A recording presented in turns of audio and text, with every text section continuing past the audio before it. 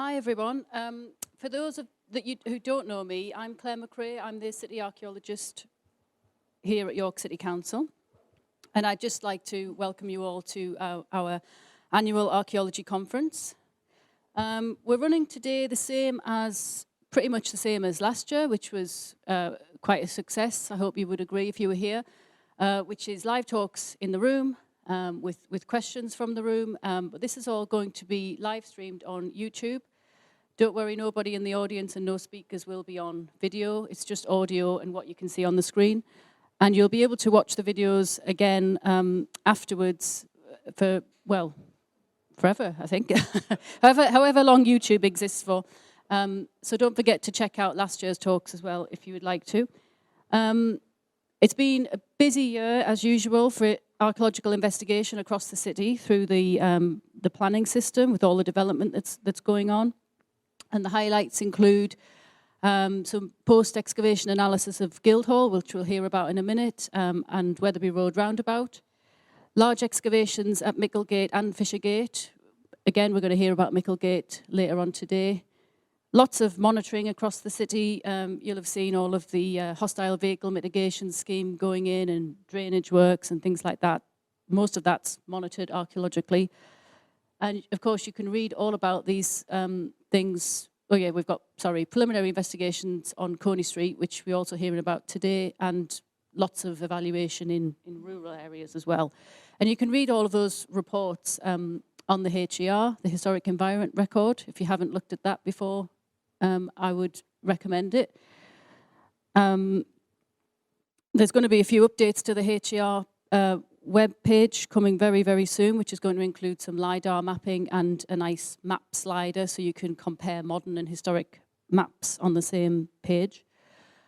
Last year we talked about the Roman York Beneath the Streets project, which is still ongoing, and that included some ground penetrating radar survey in green spaces and urban spaces across the city centre. A deposit model creation and enhancing of the HER records. Another project we talked about last year was the deposit model project itself, which is a citywide project which AOC Archaeology and York Archaeology are working on together. That's funded by Historic England. And just an update on that, the pilot stage is now complete and we're about to begin the second phase of works.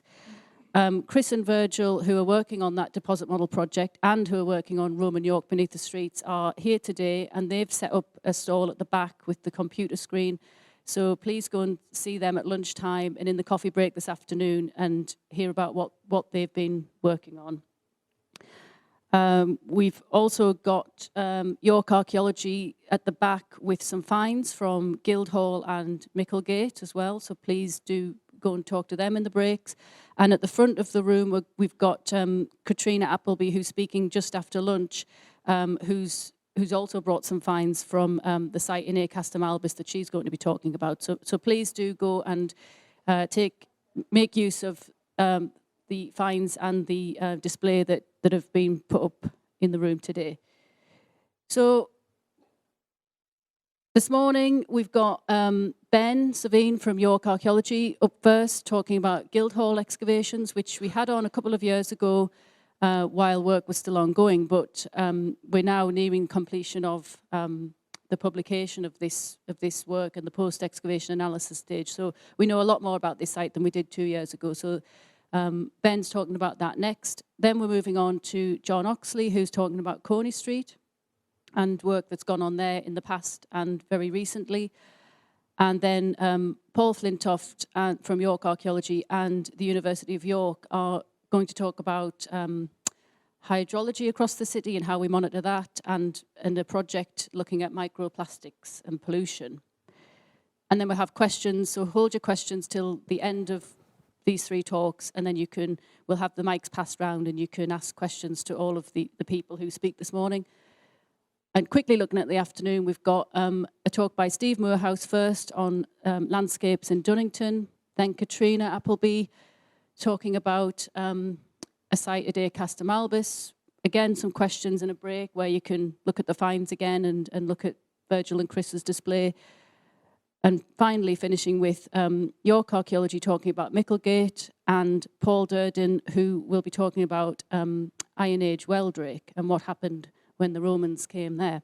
So pretty packed agenda, some really good talks there, I hope you would agree. So we'll move on. We'll start with Ben, who's going to talk about the Guildhall, and I'll pass you over. Thank you. All right, thank you very much, Claire. Oh, yes, that'd be handy. Right. Well, good morning, everyone. It's my pleasure to talk to you today about the work that we carried out at the Guildhall back in 2020.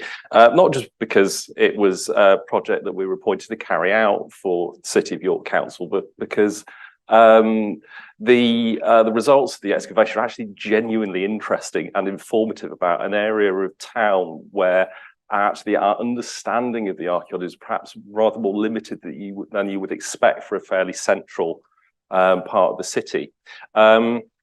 So just to offer a quick recap, I suppose, on or an overview of the scheme as a whole.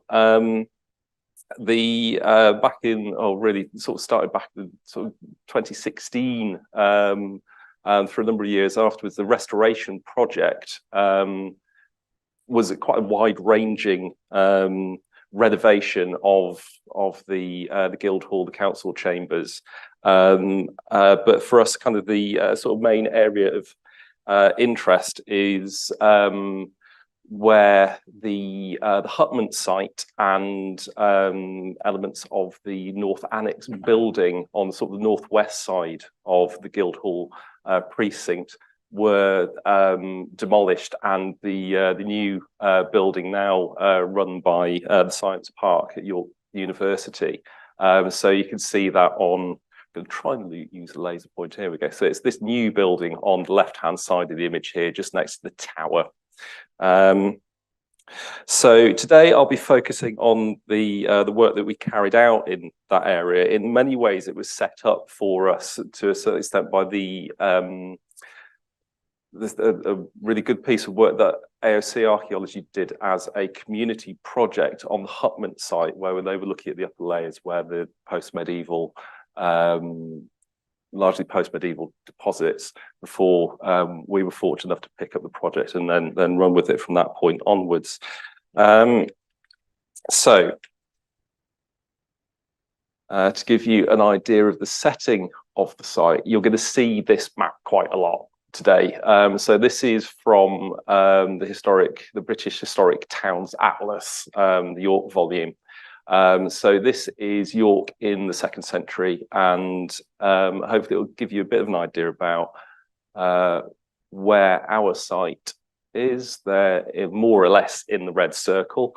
So occupying that strip of land in front of the southwest frontage of the fortress, really close to the river, but also, I think, crucially for the development of the site, is proximity to the Porta Pretoria, the main approach road from the southwest, the bridge, but also the roads bypassing the frontage of the fortress in this area as well.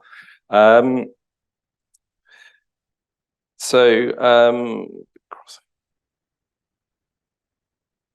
yeah, we'll then have a look in a bit more detail next at the site and the areas where the archaeological investigation was actually carried out. So, like I say, the plot of land occupied formerly by the hutments and the northern annex. So, at the bottom of the image, we've got the Guildhall Tower and the River Ouse. The city cruises next door to the site as well. So, quite a complex picture in many ways.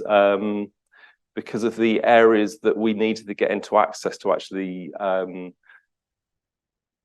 deal with mitigating and the mitigation for mainly because of where areas of impact from things like the foundation design and the drainage and that kind of thing were actually quite limiting in where we could look. But hopefully, as we'll see over the course of the next sort of half an hour, is the amount of information that we've actually managed to gather from this, particularly from the Roman deposits, has been extremely informative, understanding how the site developed over the course of the Roman period. So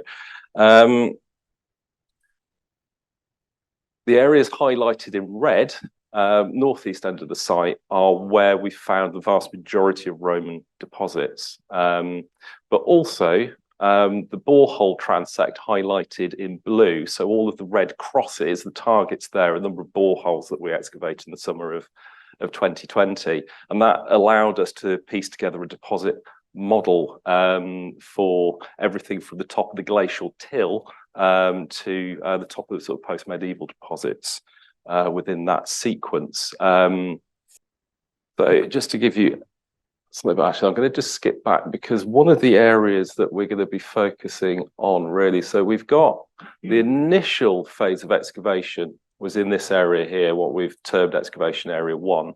We'll also be looking at excavation area 2 in the sort of the east corner of the site. So I always find these sort of plans tend to be a little bit abstract and difficult to interpret. So we've got this one photograph here. Don't get too excited about this one. I'm going to be focused on the Roman archaeology today.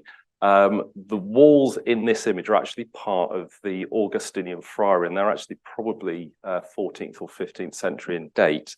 However, the trenches where we were able to investigate deposits present at deeper levels were in this area. So trenches 2, 3, and 4, the majority of stuff I'm going to be talking about today in trench 2, some in trench 3 as well. But what I hope you get an impression for this is actually the extent of what we were able to investigate was relatively limited. However, the quality rather than of the deposits and the material that we're getting from them was sufficient for us to really start to be able to develop an understanding for how the site developed over the course of the Roman period. So the story really begins for us in some of the deposits that we saw in excavation area 2. So the lighter brown material on the left-hand side of this image is the top of the glacial till, but it looks very much as though at some point in the late 1st or early 2nd century, there was a reprofiling of the ground in front of the fortress as it ran down to River Ouse. And this involved stripping away of turf and topsoil, and then gravel and cobbles being compacted into that to make a sort of like an area of sort of hard standing. So could we be seeing this work occurring around or soon after the founding of the legionary fortress?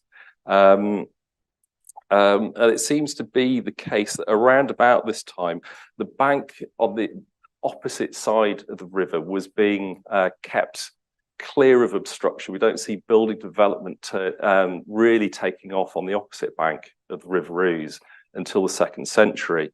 So perhaps what we're seeing here is an effort by the military authorities to maintain a clear and tidy area in front of the fortress, effectively sort of framing that river frontage and the fortress itself. So the borehole transect has allowed us to sort of develop a bit of an understanding of the position of the glacial till and maybe start to develop some ideas about how extensive this landscaping reprofiling or whether it was deliberate terracing that had occurred in this area. So again, the lighter brown is the top of the natural geological deposits. The darker brown at the bottom is very wet organic material. The big chunky brown layers are where we're starting to see much more in the way of anthropogenic material, particularly in the top half. What is for me quite interesting is that unfortunately what we're not capturing in this profile is the section photographed with where we saw the gravel covered bank was in the other area. So actually the top of that bank was around about 10 meters high.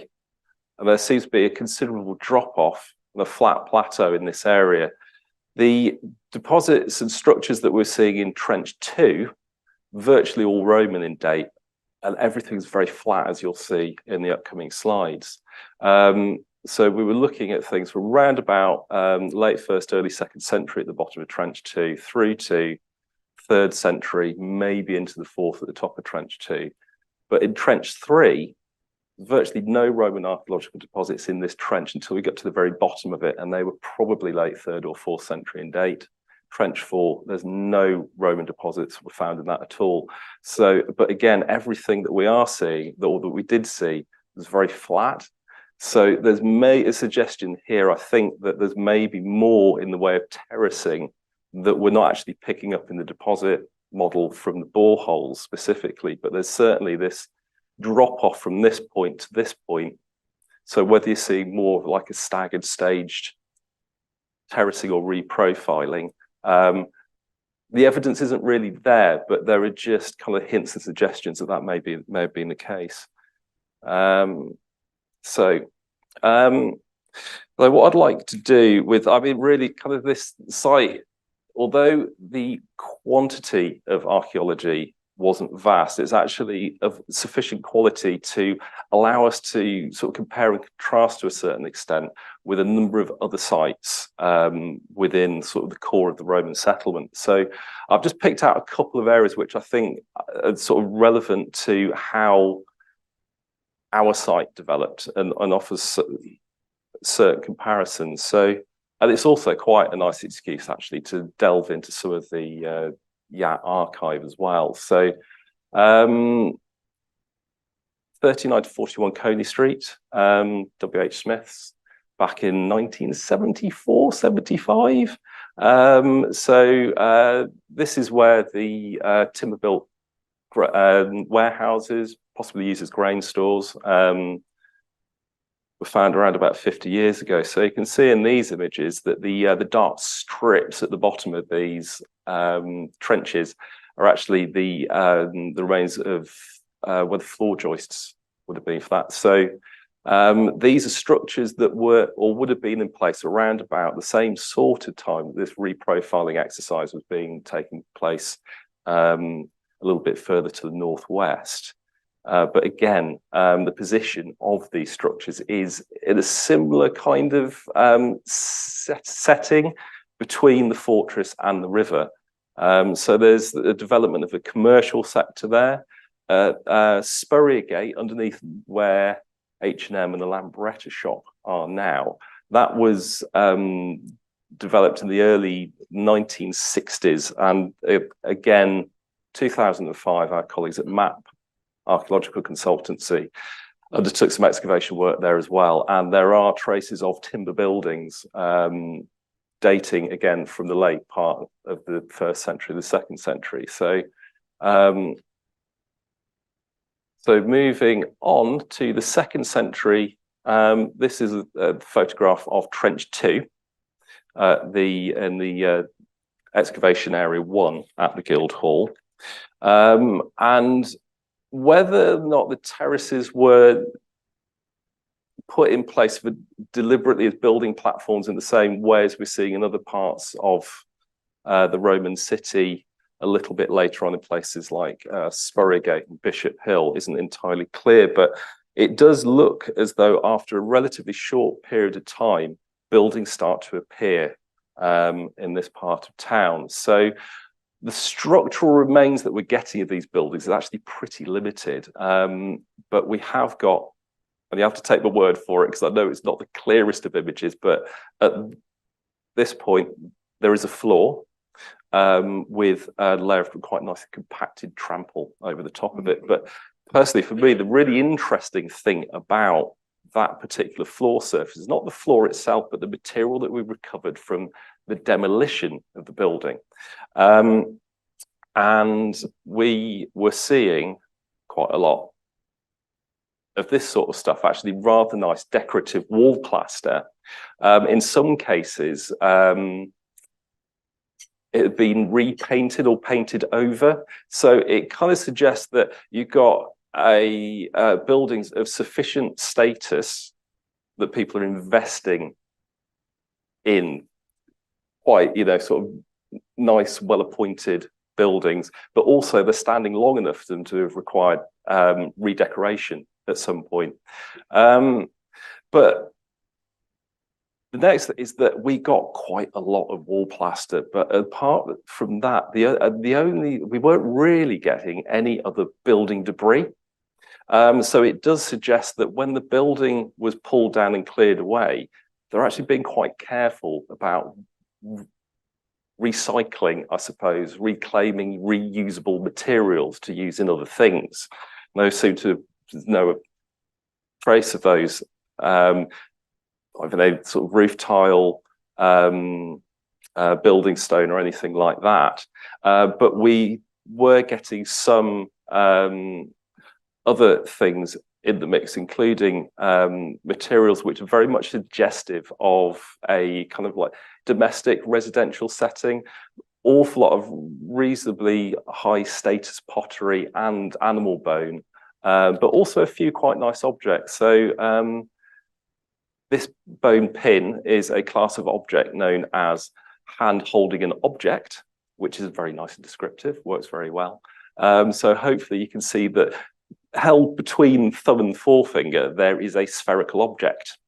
This is commonly understood to represent either an egg, a pomegranate, or an apple. And I think it kind of helps to really kind of give us a little bit of a flavour of the sort of people who may have been living in this particular area during the early part of the 2nd century. Again, it's kind of suggestive of a fairly domestic setting. But that was only the first building. After that was cleared away, fairly soon afterwards, the second building, again, the only remains of which we had were a floor, was put in place. And that doesn't necessarily seem to have lasted very long. But again, we were seeing a very similar pattern. Hang on, try to get that. Is that you've got the floor here. You can actually see a little bit down here as well. There's a really thick layer of building debris. Again, virtually all, the only building material that was left for us, again, was plaster. But interestingly, it was much, much plainer than what we'd seen before. But whether this is necessarily suggestive of a change in the status of the building, again, the animal bone and the pottery was very similar. The assemblage was very similar to the earlier building. So maybe we're just seeing a different sort of room within a different building at this stage, rather than necessarily a change in status at the site. So around about this sort of time, just returning to Coney Street and Spurriergate, Coney Street, the warehouse is being replaced by buildings with stone foundations. At Spurriergate, we're starting to see more buildings being built, but these are of timber. Interestingly, above that building in the 3rd century, there's a road that starts to go in, and we'll sort of just bear that in mind because we'll return to that theme a little bit later on. And again, the excavations at Spurriergate in 2005, more timber buildings.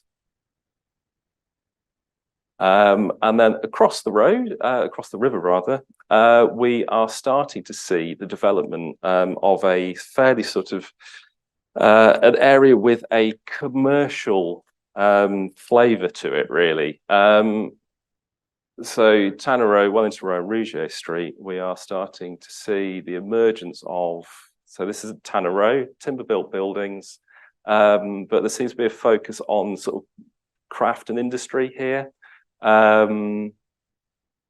and then warehouses at Rouget Street, kind of similar to the ones over at Coney Street, but stone-built piers rather than wooden joists elevating the floor of these structures off the ground. And then heading back across the river to Guildhall, beginning of the 3rd century, we're starting to see considerable change. The buildings in excavation area 1 have gone, but in excavation area 2, we start to see the emergence of rather a big structure. So doesn't look like much in this slide, but we've found a colossal clay bonded cobble foundation running parallel to the front of the fortress and the river. So pretty well between those 2 illuminated lines there. So this thing is massive. It's like more than 1.5 meters wide, in excess of 1 meter deep. We didn't actually get to the bottom of it. And then in excavation area 2, in the area over the top of where the buildings had been, there was what appears to be ground levels has been raised. It's been consolidated with a very stony material. It's not stony enough to suggest that it's a surface, but there's certainly an effort to raise and flatten the area just to the southwest of where the wall's potentially running. And we get some nice objects in amongst this stuff as well. So this is a 2nd century copper alloy buckle plate that's enameled with green, blue, and red glass. And then just to give you an idea of where these things sit in relation to each other. So the stony layers and the wall foundation. The stony layer at the bottom of trench 3 is actually 2 meters lower down than the equivalent stony layers in trench 2 and just on the edge of excavation area 2 to west. So maybe what we're seeing is that between here and here is another step down towards a flat terrace there as well. But it's only hints and suggestions, really. So the top of the gravel bank that was put in place, I think at the end of the 1st century, is here. Again, the area to the northeast of this, flat, covered in cobbles. And then our wall line here. Now, this next bit is conjectural, but potentially the wall, we sort of saw evidence that when this wall looks though it was robbed out in the 12th century, and there's evidence into this corner of the site, although we didn't get down to the top of the wall foundation, the deposits that had been filling it in where it had been robbed out in the 12th century certainly continued here. But if we project the line of this potential wall in this direction, it brings it actually very close to where these flat stony surfaces were here. Unfortunately, the watching brief interventions here and here didn't go deep enough to confirm whether the wall would have continued in that direction. But very much the impression is that it was a retaining wall, effectively replacing the gravel bank that had become covered in soil by that point, rather than actually being part of the building. And to give you an idea of what other things were happening around about this sort of time, beginning of the 3rd century is when we see a considerable effort ongoing in renovating the fortress, both the buildings inside, but also the walls and the towers are being replaced, being rebuilt in stone.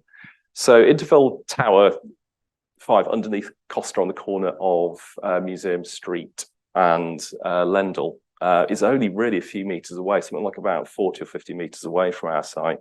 And it will give you an idea of the scale of the wall foundation that we found at Guildhall. Because again, the width of the wall foundations for this particular structure, again, about 1.5 meters across and about 1 meter deep. So you can see an awful lot of effort and material has been put into constructing this potential retaining wall running across our site, and it seems to have been the case that it's work that was undertaken around about the same time that these rather impressive new southwest frontage to the fortress is being created. Again, just to try and give you a bit of an idea sort of on a human scale what these things look like. I know it can be quite abstract looking at some of these photographs and particularly the plans and section drawings. I would highly recommend, if you're able, if you don't have a copy, of getting hold of Patrick Ottaway's book on Roman York. The first edition of that, the English Heritage one in particular, has got some wonderful illustrations by Tracy Croft in it. The front cover is spectacular, but again, it just what's great about those, it just adds the human scale to them, which is quite hard to capture on a lot of the material that we produce through these maps and plans. So the sort of development change during the course of the 3rd century. We're seeing sort of stuff kind of maybe crystallize and shift around as the settlement matures to a certain extent, I suppose. So again, rebuilding using stone seems to become something of a priority, particularly southwest of the river, as well as around the fortress on the northeast side of the River Ouse. So this is the building or one of the buildings at Wellington Row. But it's also around this time that there's definitely a considerable shift in how perhaps the space southeast of the fortress is being reorganized and utilized. So again, this is Coney Street, 39 to 41 Coney Street. So the buildings with the stone foundations that were replacing the warehouses have been cleared away, and a new road has gone in at this point. And this is part of the road that's bypassing the southwest frontage of the fortress.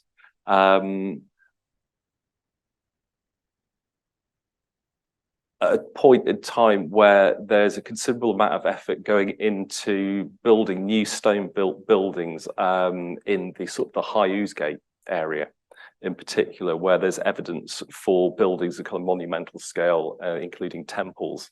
So it's easy to see how maybe it's becoming important to create a new routeway that's linking sort of the burgeoning settlement on the north or southeast side of the fortress to the river crossing linking to the Colonia.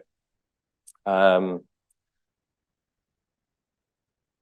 we found maybe a little bit of that on our site as well. So our work wasn't just restricted to the North Annex. We did some foundation works in the South Range as well.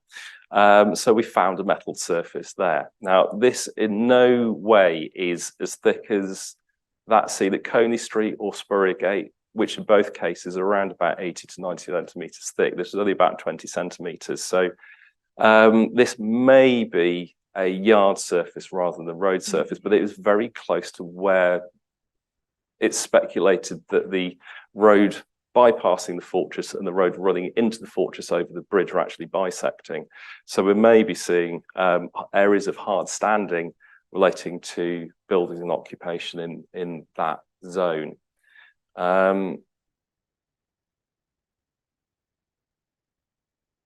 Yeah, just to kind of sort of wrap things up to a certain extent, the 4th century, actually, the evidence for the activity across the site is really limited. Now, I put this slide in as a bit of a space holder. It wasn't exactly what I wanted to put in, but this shows the section in excavation area 2, where you've got the natural till, the lighter colour on the left-hand side, covered with the gravel. And then in the bottom right-hand corner of the image, you've got the foundation for the 3rd century retaining wall. A lot of the darker brown deposits above that are actually much later than medieval, but we've found an awful lot. Oh, of Roman material mixed into that. Some of which was 3rd and 4th century in date, not a huge amount, but it gives the impression that occupation had moved away. That residential zone that had developed during the 2nd century doesn't appear to be a thing that's there in the 3rd century or later. But that doesn't mean that the site, there was nothing going on at the site. It just means that there was relatively little going on. Yeah, I had hoped to put some images of a few of the coins that we had from this site, but we only got them back from the specialist on Thursday, so I didn't have time to put them in.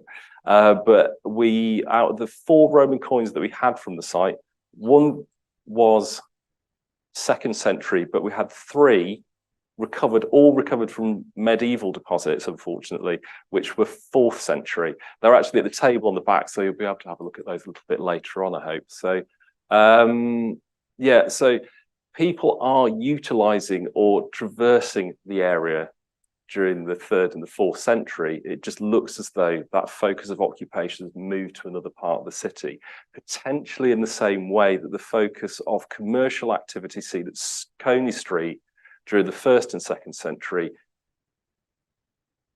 is moving to other parts of the city, maybe across to the southwest side of and into the Colonia during the course of the mid-2nd to 3rd century. So the picture that it is building towards, I suppose, is that it's quite a dynamic city during the course, particularly the 2nd and the 3rd century, with everything that's going on. So yeah, I mean, I think that's really where we're at with that at the moment. Like I say, not necessarily a huge volume of archaeology that we were able to access, but what was there was of sufficient quality, I guess, to be able to really kind of pull out some really sort of valuable data and give us the space to really sort of think about how this part of the city worked in conjunction with other areas and how that changed and evolved and developed over a period of time. So thank you very much.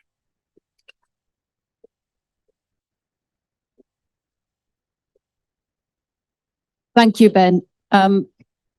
So I'd like to welcome our next speaker, who doesn't really need any introduction. I'll just wait for him to get mic'd up.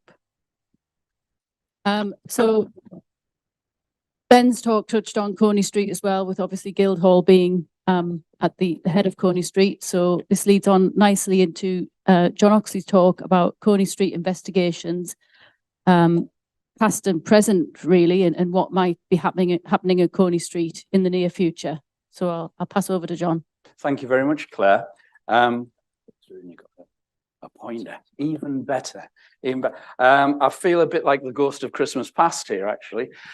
So you have to excuse me for, yes, for being here, really. The gamekeeper turned poacher. A terrible narrative.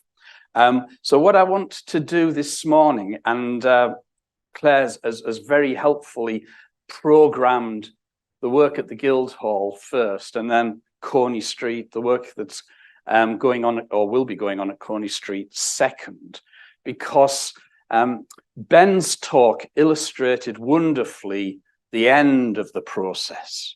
So the development has gone through that whole stage of initial talks about what might happen on the site. It's looked at the whole process of, applying for planning permission, the evaluation works that are rolled out, and then the mitigation works that took place, and now the post-excavation analysis, and actually making sense of all of those wonderful deposits on that site.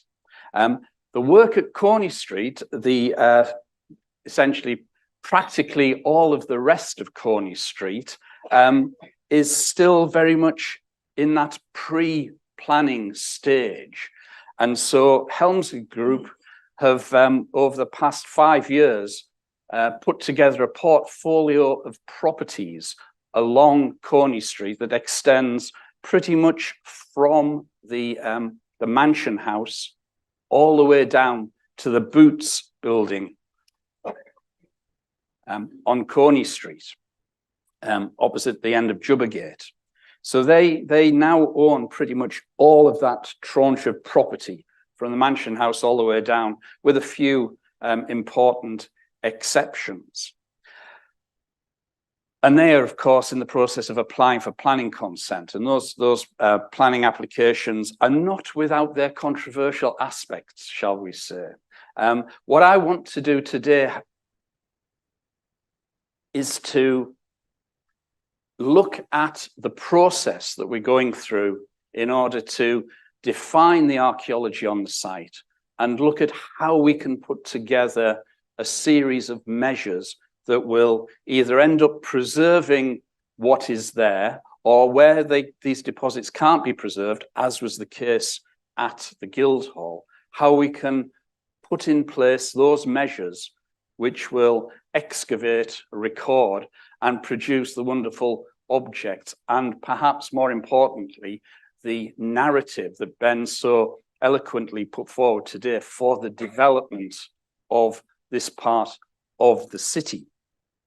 So what I'd like to do is, the other nice part about this slide, of course, is it does show you just how built up the whole area between Coney Street and the river now is. The public don't have access to this area, by and large. You know, we walk along Coney Street. We can go down to City Screen and look across the river, or we can go across the river along by the former Viking Hotel, North Street, look back across. And what you see is these quite significant groupings of structures.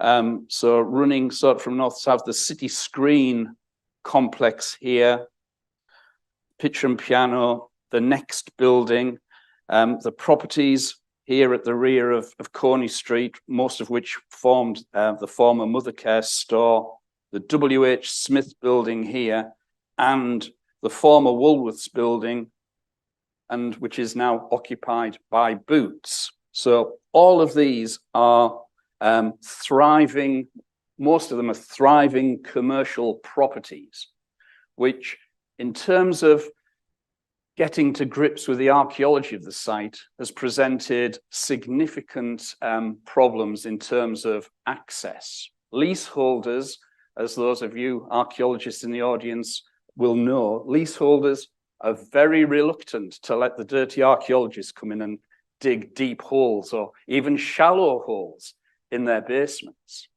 So one of the problems that we've grappled with in terms of accessing this area is trying to work alongside the operational requirements of the leaseholders. And this has meant quite significant constraints on what we've been able to achieve in this pre-planning application process. The scheme that Helmsley are bringing forward breaks down into 4 general zones. Zone 1, at the top of the site here, adjacent to the Guildhall, includes all of the City Screen properties. The actual new development works which Helmsley will be taking forward, subject to planning, of course, is the reconfiguring the properties at the area at the rear of the properties on Coney Street, and that wonderful idea to knock a hole in the listed building. He moves swiftly on. So in this area, the actual extent of new build is relatively limited and confined to the areas at the rear here. Zone 2, 3, and 4 are subject of a separate planning application. So this is one planning application. This is a second planning application. And Zone 2 consists largely of the next building, which will be remaining on site. So that stays. Zone 3, next to it, is predominantly occupied by the properties of the which were those of us of a certain age remember as Mothercare. Others will remember it as other iterations.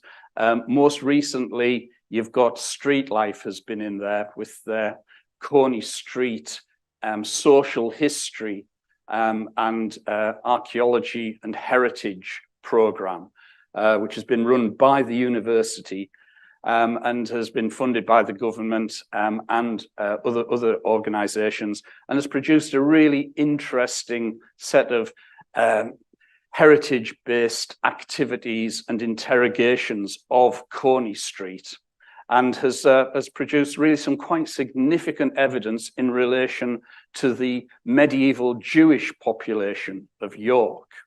In the 13th century, after the pogrom of March 1190, the Jewish population is in somewhat of a decline. But by the time you get into the 1210s and 1220s, York's medieval Jewish population is larger than the late 12th century population and certainly far more wealthy.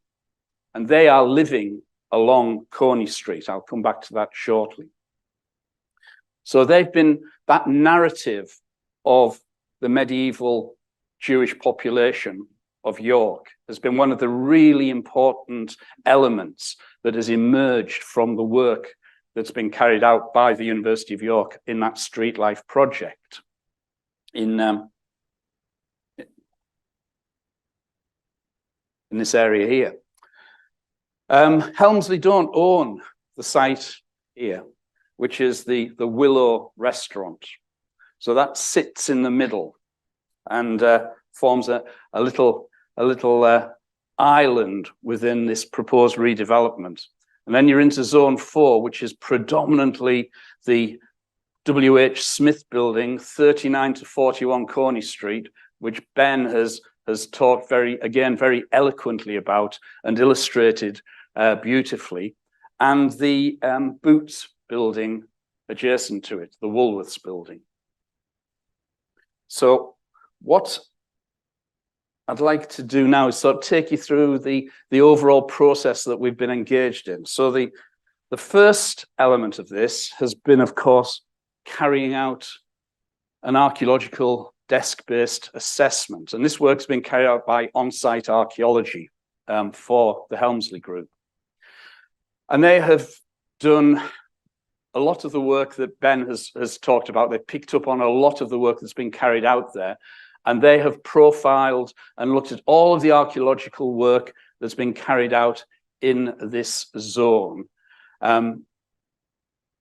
The historical elements that we have here that really are of great interest, apart from St. Martin's Church and the like, is the George Hotel here. This very, very important coaching inn sits on this site, which was the site of 2 of the tenements owned in the early 12th century by 2 of the key figures in not only in York's Jewish community, but in the national community. So we have Aaron of York, who has his stone house on this site, and probably his son living on the same area. And that is the site of the 13th century medieval synagogue. So this is a really important site in terms of that medieval Jewish community. In terms of future redevelopment, of course, it sits underneath the next building. So the George Hotel, this big plot here, and the plot adjacent to it, they sit underneath the next building. So those deposits really are locked away underneath there for the future. If we zoom in slightly, go in a bit more detail, then what we can see in the 19th century is a pattern of development that is concentrated along the Coney Street frontage with these tenement plots running back to the river and this rather beautiful river wall running all the way down to the site of Waterloo Place. Waterloo Place now sits underneath the Boots building.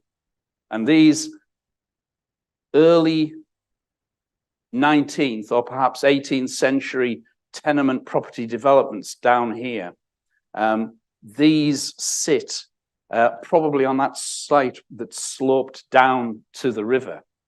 The modern lane that you can walk down between Smiths and Boots is following more or less the parish boundary here. So this is the medieval parish of St. Martin-le-Grand, the richest parish in the medieval city. That pattern of wealth sort of flows through into the 18th and 19th centuries. And a lot of these houses on Coney Street in the 18th, 19th century are very large townhouses, some of them with commercial properties on the ground floor, a lot of them with these rather grand gardens at the back running down to the river. And that meant that in the early 20th century, a lot of this area was still, and indeed the middle of the 20th century, a lot of this area was still relatively green and available for archaeological interrogation. And I think one of the things I'd like to comment on here as well is the fantastic work that York Archaeology are doing, formerly York Archaeological Trust, in digitizing their archives and collections and making them available online. A lot of you are probably aware of the work that York Museums Trust has carried out over the years in digitizing their collections. York Archaeology is now sort of following on from there, and their website, the collection side of their website, is now a growing and incredibly valuable resource for drilling into these archives. If you want to go and see the original archives, of course, you've got to go to York Archaeology itself and grapple with them. But a lot of the slides and other material is now being made available. A lot of the fascicules are available as online texts, and I think it's a real tribute to York Archaeology for making this, investing in this digitization process and making these historic archival collections available for view. So these slides that you'll be seeing on the next few illustrations are all drawn from that archival collection. This is the next building. This is in 1974. This is in the run-up to the work that York Archaeological Trust carried out at 39 to 41 Coney Street, which again, Ben has talked about and illustrated beautifully, and drawn and placed the material they excavated at Coney Street in the context of the much more detailed and I think potentially more informative sequence that they've been able to tease out at the Guildhall site. So here you can see that in 1974, you have got some large buildings that are coming right up to the river wall. Got these wonderful trees growing, another structure coming all the way down here, larger 19th century structures coming off the rear of the buildings along Coney Street. And the majority of these buildings on Coney Street are listed. There's a couple that aren't, and those will be sort of brought into this redevelopment process. And that's the same sort of elevation today.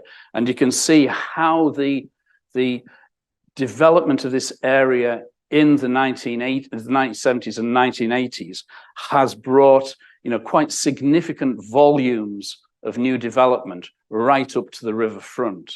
And the work that was carried out here really is the work that was referred to by Ben, although that's on this site here. We'll come to that in a second. There was less archaeological work carried out in advance of the construction of this this commercial property here. This was designed by Tom Adams. Those of you who've been in York for a long time, the name of Tom Adams as architect will probably ring a bell. He had the motif of placing a ceramic cat on each of his buildings. And until recently, there was a cat on the roof of this property. But in terms of the architectural developments in York, this being a Tom Adams property in itself is quite interesting.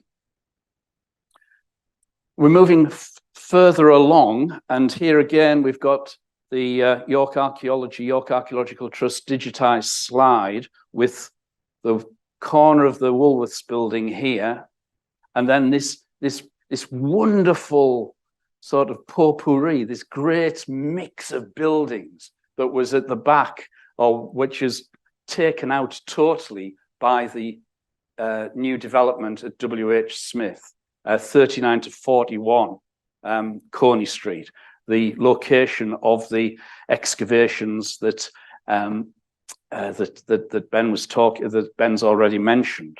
And so that's the site in let's go back. Getting carried away, John. So this is the site, 1974. This is the site today. And you have the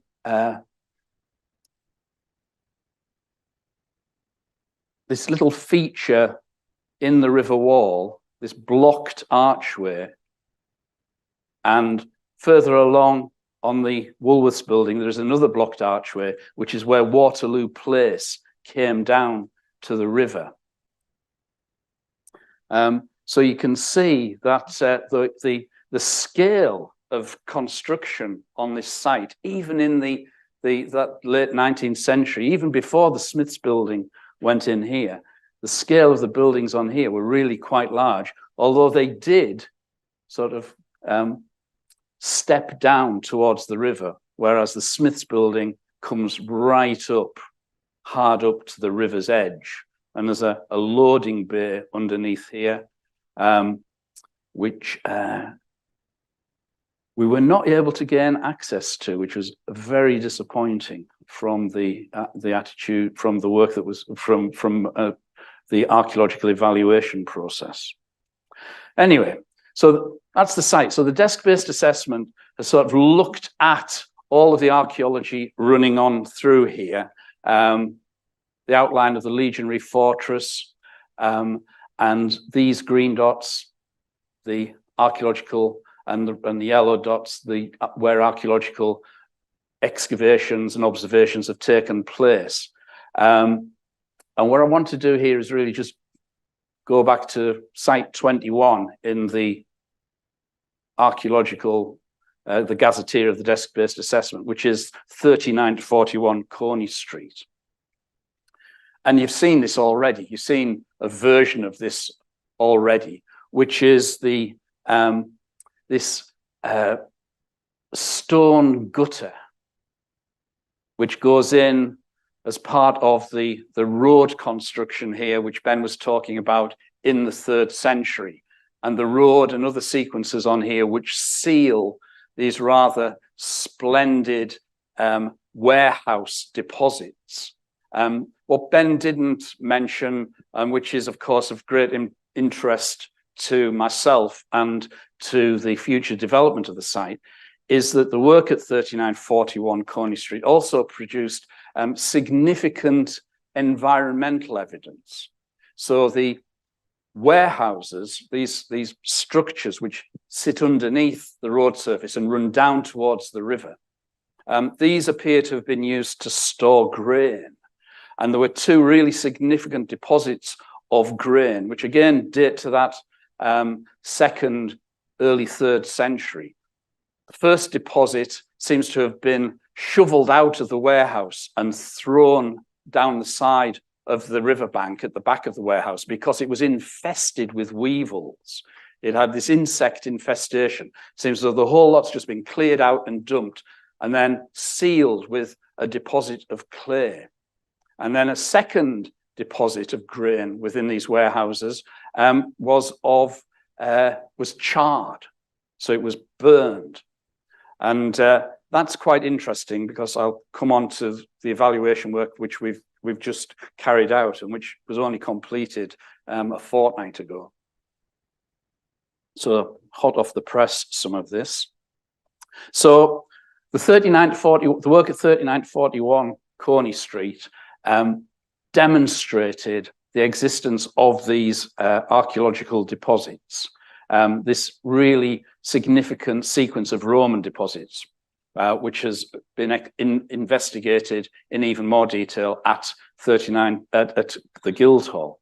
However, it's not only Roman deposits. There are really significant medieval deposits on here as well, including this barrel-lined pit and this rather wonderful wall, which runs parallel to the river, but actually sits at a relatively high level on the site. So may well relate to a medieval building on the site rather than to a medieval waterside structure. So moving on from the desk-based assessment, we've carried out a three-part evaluation of the site. And this has consisted of an archaeological borehole survey. We have installed a series of groundwater monitoring dip wells, looking at the hydrology of the site. And that work has been done by York Archaeology. Ian Panter at York Archaeology is probably the leading light in the country in terms of doing this work. And again, you know, this city is incredibly fortunate in having such a collection of renowned practitioners in it, that people like myself and others can draw on to do the work. And so Ian and York Archaeology have installed and are monitoring the hydrology on the site. And we put in some evaluation trenches as well. Now, this is essentially a phase one process, because what we've done here is we have targeted those places where we have been able to gain access. And as you've seen from the aerial photographs, and as you've seen from the pictures of the that river frontage, the site is incredibly well developed, and also it's pretty much well occupied by commercial operators. So what we've done is we have put in boreholes and trenches where we have been able to negotiate access. So this is very much a phase one approach to getting information from the site. So in total, we put in 7 boreholes. 2 of them actually failed, 6 and 3.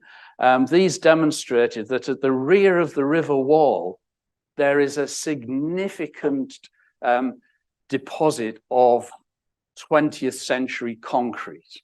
It looks as though somebody has gone along the back of this river wall and reinforced it with a huge deposit of reinforced concrete. We tried to drill through it in borehole 3, but we got down to nearly 1.5 meters and it's still concrete, so we called it a day. So we ended up putting in 1, 2, 4, 5, and 7. Borehole 1 is within zone 1, and that is one of the boreholes that we have put a water monitoring dip well in, so to provide sort of a context for the overall site, because the main impact of redevelopment is going to be in this area down here. And so down here we put in borehole 2, 4, and 7, and these 3 are also instrumented as well. So we have a transect looking at the hydrology of the site running all the way down here. Because of the way that the site has been developed and because of everything else on it, we're only able to put 1 borehole in close to the street frontage, which is borehole 5. And that's produced this sort of generalized deposit model. And essentially what you can see here is that we've got running at borehole 1, got a huge depth of post-medieval material, 2 meters or more of post-medieval material. We've put an evaluation trench in close to borehole 1, and that went down 1 meter, and it was just sat in these post-medieval garden deposits. Interestingly, in borehole 1, we have a water level here, which is coming out at 9.9. But when we looked at the deposits, the difference between dry deposits in the borehole and wet deposits in the borehole coming out at 8.8. So there may be an issue here in terms of how the data is being recorded within the borehole. So there's an issue there that needs to be just resolved. And then this gives you a depth of medieval deposit running, almost 2 meters of medieval deposits coming down to the top of natural, just at about 7.3 meters AOD. These are organic alluvial silts, and then you're down into the underlying glacial till, the clay. And that sequence of post-medieval deposits, medieval deposits, and in this case, Roman, is repeated in the 3 ones. Borehole 2 is the only one that produced any Roman material. And so this is sitting at the rear of the next site on the George Hotel. What is interesting as you move down the site and get to 4 and 7 is that borehole 4 gives us a much deeper sequence of medieval deposits going down to about 3.8 meters above ordnance datum. And then when we get to borehole 7 underneath Boots, it's rising up again. So on-site archaeology has speculated that we might be looking at perhaps some form of inlet or an area of the river frontage, which in this area is set back further towards Coney Street than is the case here and here, and indeed as was the case up at the Guildhall. Borehole 5 was in the basement of the property on Coney Street. And here you can see that the natural deposits here on Coney Street are topping out at about 9.5 meters AOD. The modern basement surface is at 10.8. Coney Street is at about 13 meters above ordnance datum. So you've got 3 meters of basement, then you're into the fill for the floors, and then you've got Roman deposits, a very thin layer of medieval material sitting on top of the Roman deposits. And those Roman deposits, I'll come back to the Roman deposits in a second, as I put in the groundwater monitoring data next. We started monitoring the groundwater data in June. So we've got July, August, and September shown on here. You got the water levels in the boreholes here, and you're beginning to start to see fluctuations in the levels, in the water levels within the boreholes. And the green data here is rainfall, and the red data is the height of the River Ouse. And you can see how the peaks in the groundwater within the site, in the boreholes, and certainly within borehole 7 here, how that is relating to the peaks in the river. And the River Ouse is driving the hydrology on the site. In terms of actual evaluation trenches, we were only able to put 5 trenches in. Trench 4 in zone 1 I've already mentioned. Trench 2 we put in just to see if we could do something adjacent to the river wall. But again, the presence of this thick constructional deposit of concrete along here really rendered Trench 2, it produced no evidence at all. Trench 1 was in the basement of the Street Life project. And here, the basement of this building goes down to just above 9 meters above ordnance datum. And that has removed all of the archaeology in here. So that trench produced only material that was of natural origin. This here is in 33 Coney Street, and trench 3 at the front and trench 5 at the back. They produced a sequence that was the same in each one, which was concrete floor, makeup, a thin deposit of medieval material sitting directly on top of probably early 3rd, late 2nd century material. And here what we have is a planked floor which has been charred and burned. So this sort of mirrors the evidence for the charred grain from the excavations at 3941 Coney Street.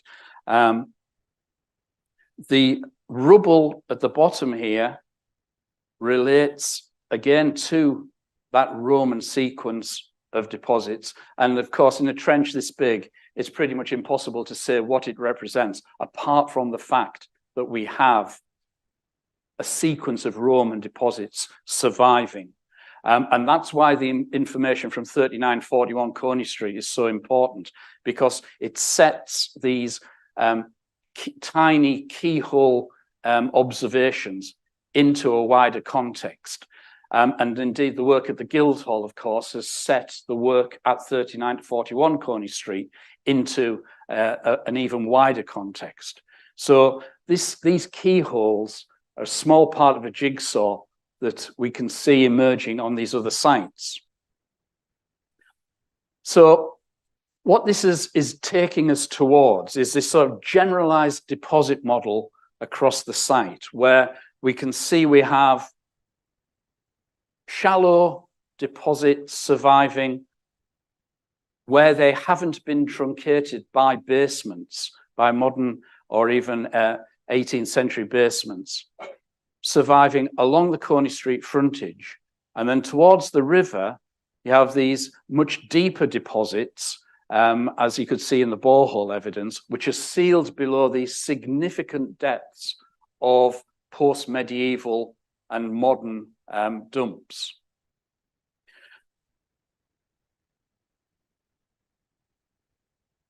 So that was 33 onwards. This is the Woolworths site in here, and the Smiths site in here. Apart from the borehole in the loading bay of the Boots building, we've not been able to do any other evaluation works in here because of the operational issues that we've been faced with in terms of the leaseholders. So when I spoke about this being a phase 1 evaluation process, we will only gain access to this once the process of planning has gone through. Once planning consent is gained, that triggers release clauses in the leases of these properties, which then allows us to go in and gain access to carry out the work. So wearing my old hat as a city archaeologist, I find this incredibly frustrating. Wearing in my new hat as a consultant to Helmsley, I find it even more frustrating, because I now have Claire saying to me, we need this information. I say, yes, I realize you need this information. And, you know, where we can gain access, we give you the information. And at the moment, as I say, we're locked into this situation where we do not have access to carry out those intrusive investigations. But from the Smith site here, we do have the work that YAT did in 74 and 75, which gives us a really good handle on what's going on there. Of course, the only problem with that is that the development that took place after the work that YAT did has taken out all of those deposits. So potentially the only area where we will have survival of deposits is underneath the Woolworths building, the Boots building here. And so gaining access to look at this and to make this generalized deposit model a much more detailed understanding of what we have on site, you know, that is really, really important and where we need to go next. So this is where we go next. Phase 2 archaeological evaluation. We will continue the groundwater monitoring. The City Council policy asks for 6 months data. I've got Helmsley on board to run this for 12 months. I've got Helmsley on board to reinstate groundwater monitoring after the development has been completed, that we can then run forward for a further 24 months. So I'm hoping from this, we will get that significant hydrological data. That will, of course, give us that detailed analysis of the impact of the development on these deposits, and we can then define and agree and implement series of mitigation measures on site. So we're at the very beginning of the process. Ben described the wonderful, you know, outcomes that you get from having gone through this process. So watch this space. So thank you very much.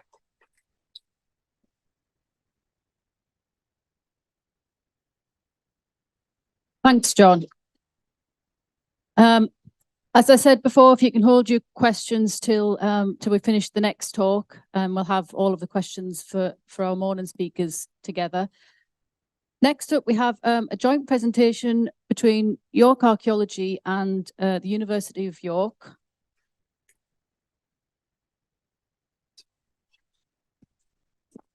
And this is going to touch on the hydrological monitoring that John has just been talking about, and a project that the university are running on microplastics. So we'll start off with Paul from York Archaeology. So as John was saying, his presentation carried on very nicely from Ben's. Our presentation should be carrying on very nicely from John's, in that we're going to be talking, to start off with, about the hydrological monitoring of waterlogged deposits in York. And I'm very pleased to say that I've got Professor John Schofield and Professor Jeanette Rothschild from University of York and Lincoln, respectively.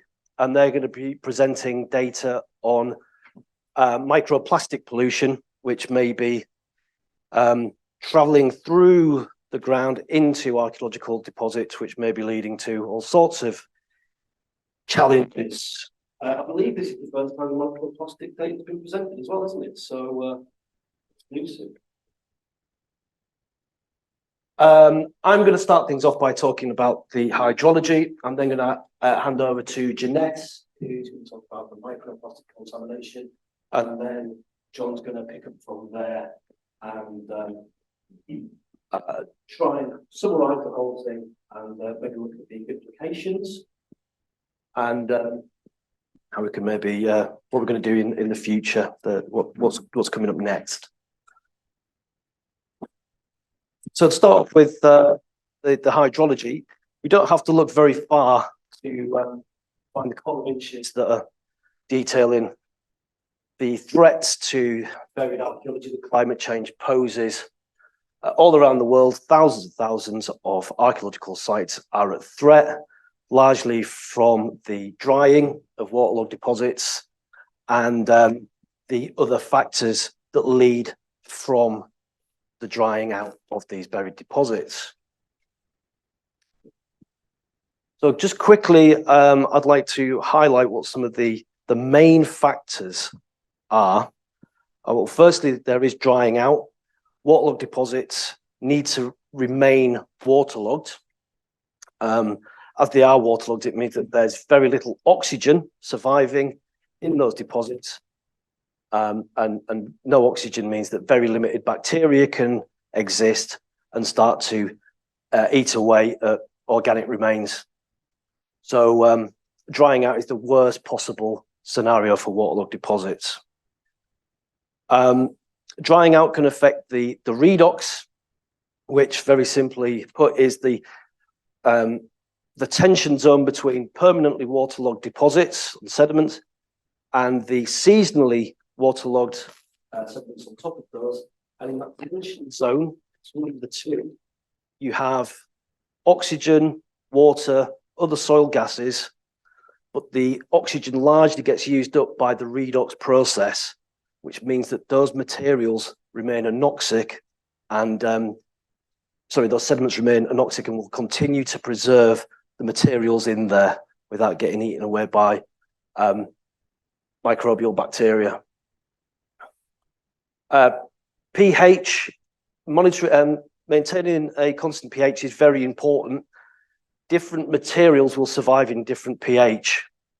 Pollen, for example, will survive very well in acidic sediment, whereas bones and metalwork will not survive so well in acidic sediment and will much prefer a basic balance.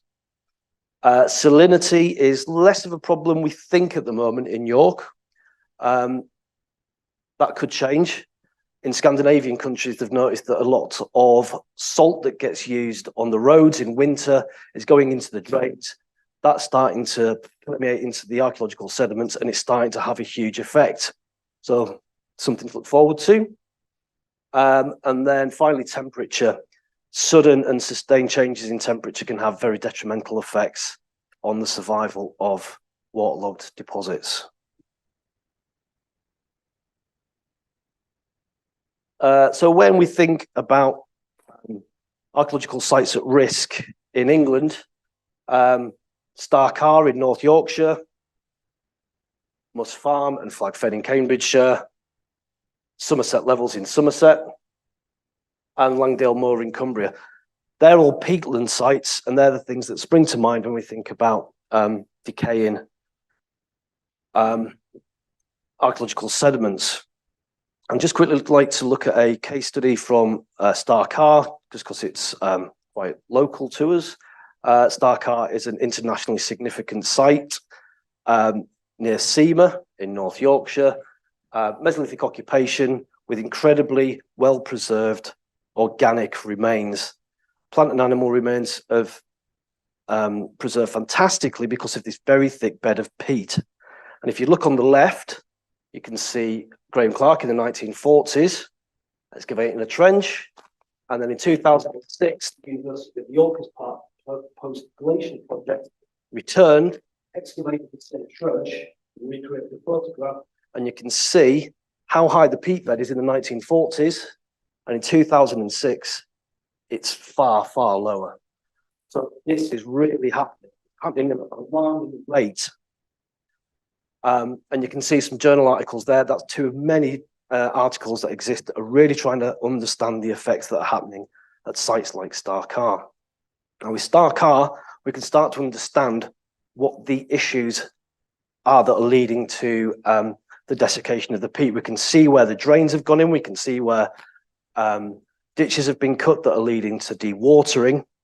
And we know that all the rainfall that lands on what is essentially an open field will travel down to the archaeological deposits. If we look at an urban setting, it becomes fantastically complicated. We have things like basements and retaining walls, which are preventing the recharge of waterlogged archaeological sediments, leaking sewage pipes, leaking water mains.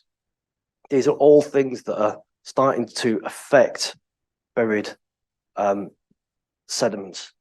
We don't really understand where these micro changes occur though, and what's really happening.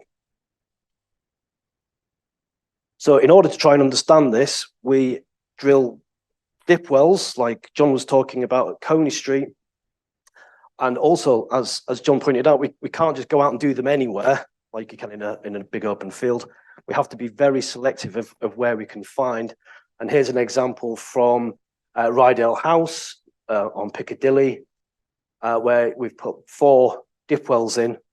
And each one of those dip wells has got equipment in which can monitor the temperature, the pH, the redox, and the water levels. And we're going to be monitoring that for about 3 years.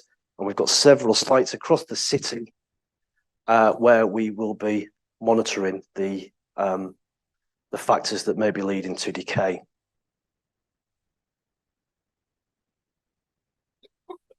But if we start to notice that we are getting increases in redox or changes in pH, what does it mean? What are we actually observing any decay? What kind of effect is it having?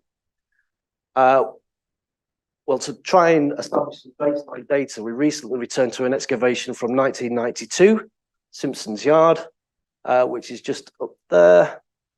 And it's very close to Rydell House that you can see. So hopefully we'll be able to cross-reference the results from both of these projects. You can see the 9-meter section down the side that was originally excavated in 1992, so a deep hole. We returned there earlier this year. We went down 4 meters to collect samples from the sediments that were originally excavated in 92 and to look at the timber remains that were also investigated. We're going to process those samples using the same techniques and even the same specialists. I'm going to see if we can actually identify any decay in the plant remains and the insect remains and in the timber, and then hopefully cross-reference that with the data from Rydell House, and we'll start to understand what the effects actually mean, rather than just being raw data. So that's the hydrology monitoring. We have few results at the moment because these projects take years to gather enough data. But the next couple of years we should have meaningful synthetic data that we can hopefully push reference with some of the baseline data sites as well. I think York will probably become a leader in this field of research in England, at least, but there are 106 that are undertaking this level of hydrological monitoring in England. And we really need to understand better how the geochemistry is affecting specifically in York. And I'm now going to hand over to Jeanette from the University of Lincoln, who's going to present results from the pilot study investigating microplastic pollution, a very novel and interesting piece of research. You'll find you already might say. Or hopefully, yeah, I think you can hear me okay. So yes, I'm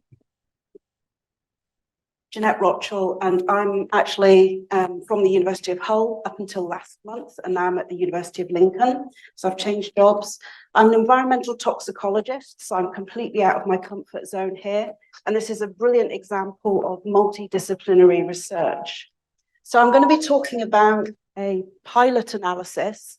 And by this, we are only using very small sample sizes, and we are only using replicates of 1. So please be kind to us. And we're using quite a technical method to do this work as well. So we had, under Ian and Paul's guidance, we chose 2 sites in York. One is the Queen's Hotel site, and the other was Wellington Row.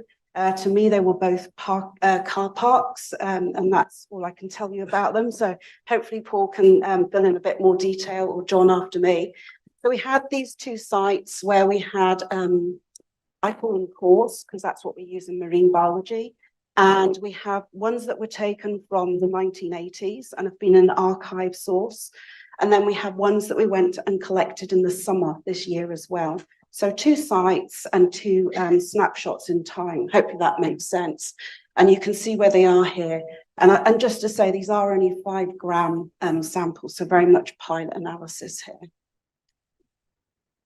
This is the methodology that we've used. So we take the sample and it's dried. So we've got a dry weight. At that point, we digest it. So anything organic in theory should be gone. We're going to be looking for microplastics. So microplastics are the product of larger plastics. They've usually broken down in the environment. and they're derived from fossil fuels.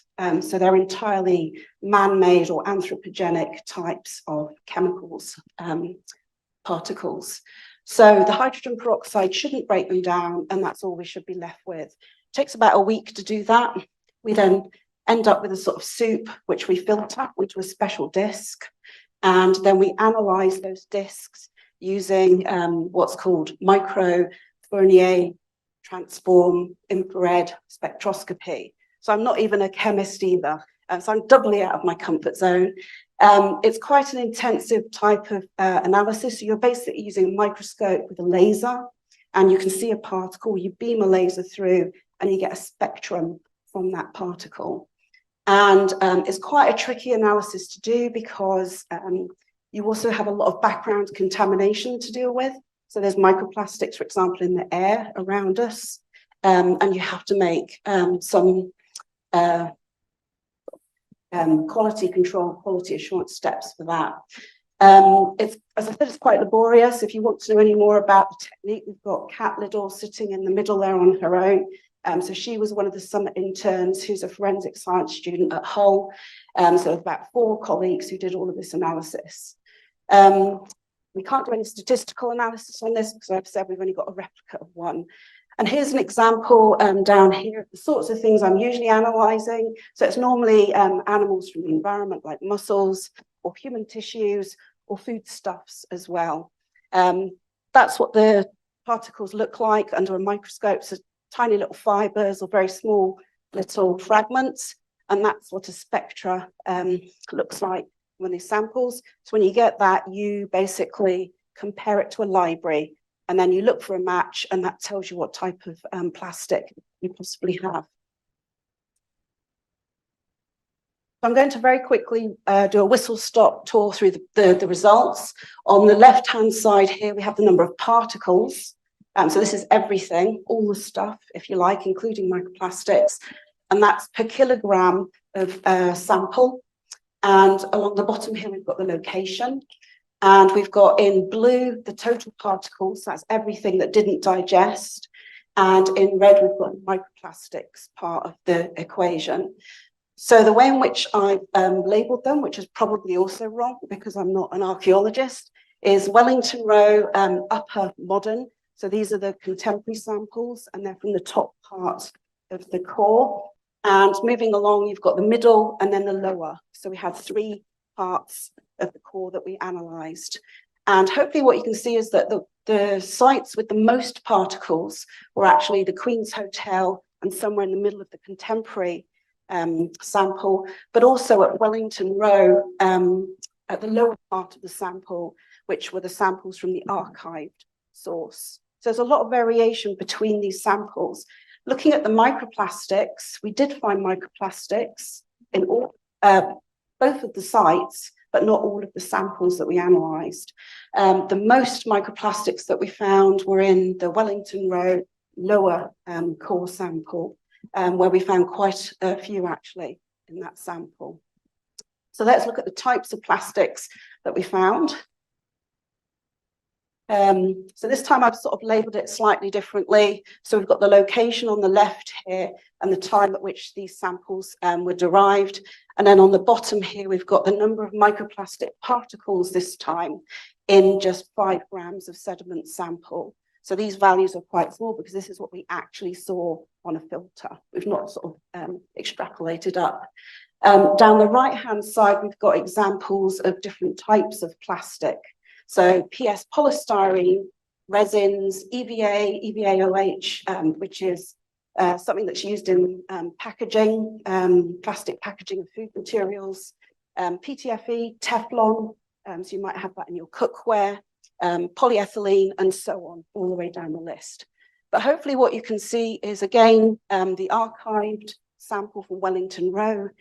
We had about 30 different microplastic particles there, quite a lot of BA, EVA, OH, food packaging material, and from, what was the other large one?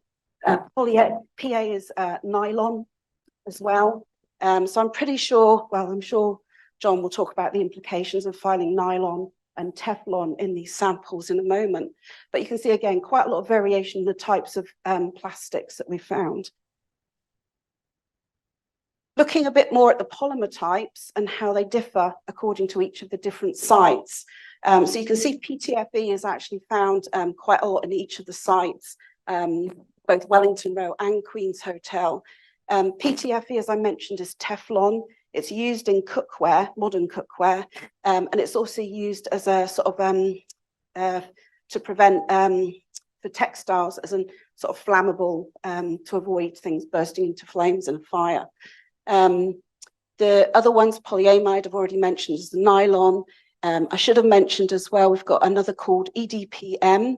So EDPM, which came up, I think, in Wellington Row archived sample, is a kind of rubbery microplastic, which you find in yoga mats, Crocs, and training shoes. So these are very modern types of plastics. Hopefully that gives you a sort of overview of the types of plastics that we found and the number of these plastic particles that we found in these sediment samples. And now I'm going to hand over to John, who's going to talk about the implications and possible future studies. Thank you.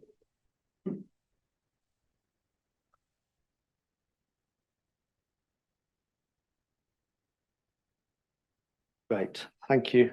Hello, everybody. Juggling all these various things I need. So the first thing I'd just like to say is to caveat all of this by saying this is a pilot study. It's a comparatively small pilot study, but we think potentially a very significant one as well. And we are looking to extend this into a bigger project. So I will talk about that in a minute. But I did just want to mention that. And I also wanted to just say that this fits within a wider initiative. Well, it fits into wider initiatives for all of us, I think, but our wider initiatives are all slightly different. My wider initiative here is an interest in plastics and the impact that plastics are having on the world. And I'm interested in that from an archaeological perspective. So I am an archaeologist, and I would describe myself as a contemporary archaeologist. So I'm interested in the ways that my skills and expertise and perspectives as an archaeologist can shed light on the familiar, supposedly familiar world around us. So plastics is a big part of that. So I've been working on plastic pollution in various parts of the world, and I think chance encounters have led to this project happening right on our doorsteps and beneath our feet. So we know, for example, that there's I think I read in the last few days, there's plastics in the clouds now. There's plastics in our bodies, in our bloodstreams, in our lungs. And there's obviously plastics in the oceans, which we're very familiar with. So it is everywhere. So it perhaps shouldn't be surprising that it's also in our archaeological deposits and sediments. What is more surprising, perhaps, is that it's in the sediments that we were collecting in the late 1980s, not just the sediments that we encounter today. So I think that's really interesting. The caveat that this is just a pilot study is important, but there's no disputing the fact that the plastics are there, and the question then is what the implications of that might be, and also the extent of it as well. So that's something that we want to look at in the future. I suppose as an archaeologist who's been around for a while and used to work for the National Heritage Agency in the UK, what's now Historic England, English Heritage, I've kind of my entire career has been based around that idea of in situ preservation, and also the presumption of in situ preservation, certainly of nationally important archaeological deposits. And I suppose one of the things that interests me about this project is what the implications of this, what are the implications of these findings for that argument for in situ preservation, on the basis that these deposits will exist in the future, and we'll be able to apply all sorts of exciting new techniques to these sediments that we don't currently have and we're not currently aware of. What happens if those sediments are actually contaminated with plastics? Does that have an impact on that argument? So that's one of the things. And does it bring back that whole argument around rescue and whether we should be actually rescuing some of these sediments before they're over contaminated, before they become compromised or ultimately useless for archaeological investigation, I suppose. So there's all sorts of questions.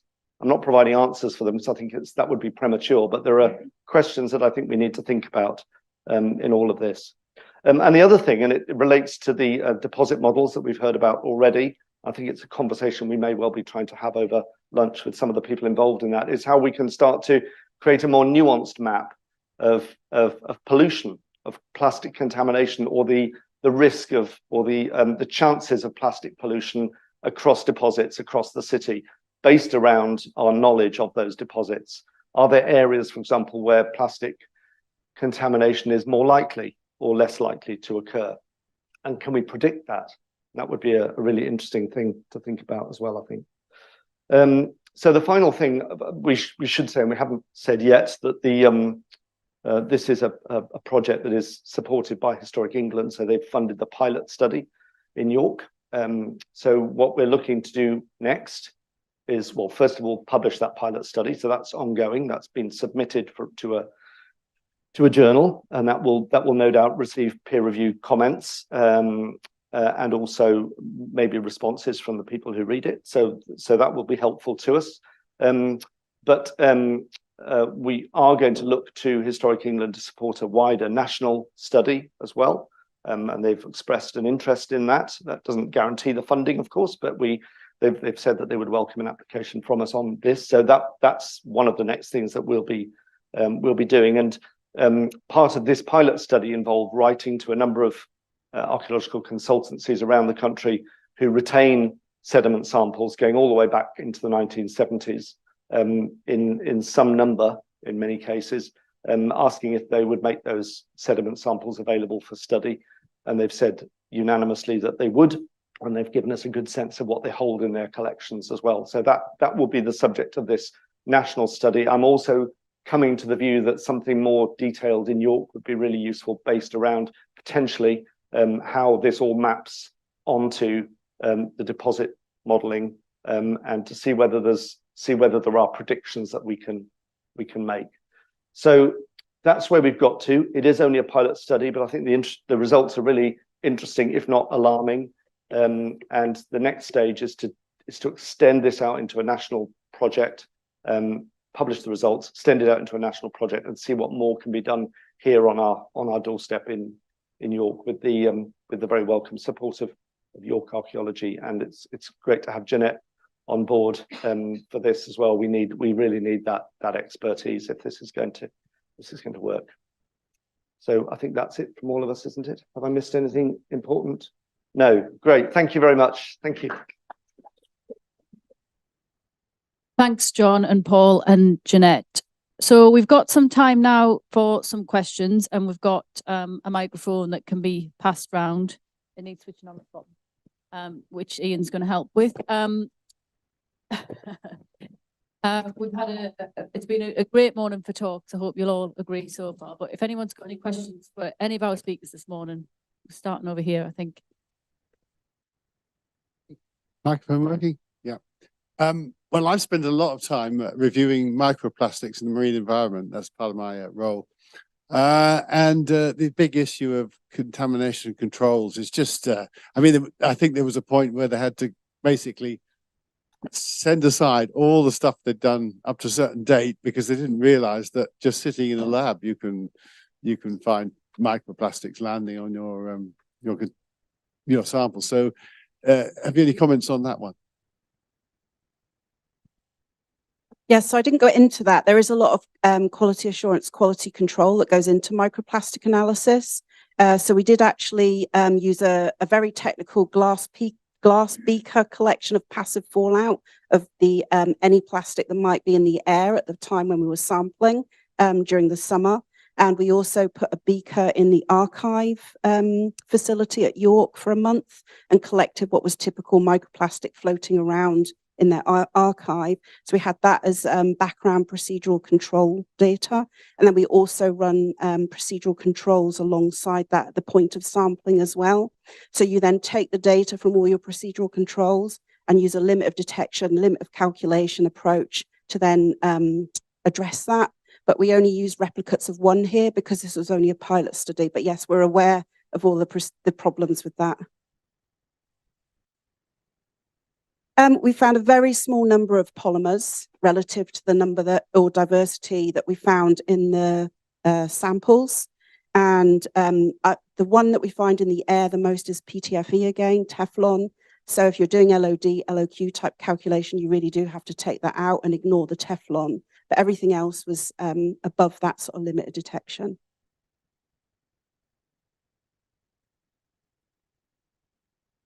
I've got a question at the back, which Ian's running like Annika Rice to get to. Hi, yeah, that was a really interesting talk with the microplastics, and it'll be really great to see kind of future work on how the different types of deposits and proximity to like the modern river routes and where the water tables are fluctuating, to see how that actually how that changes the types of plastics, or the amount of the plastics that are getting into each deposit.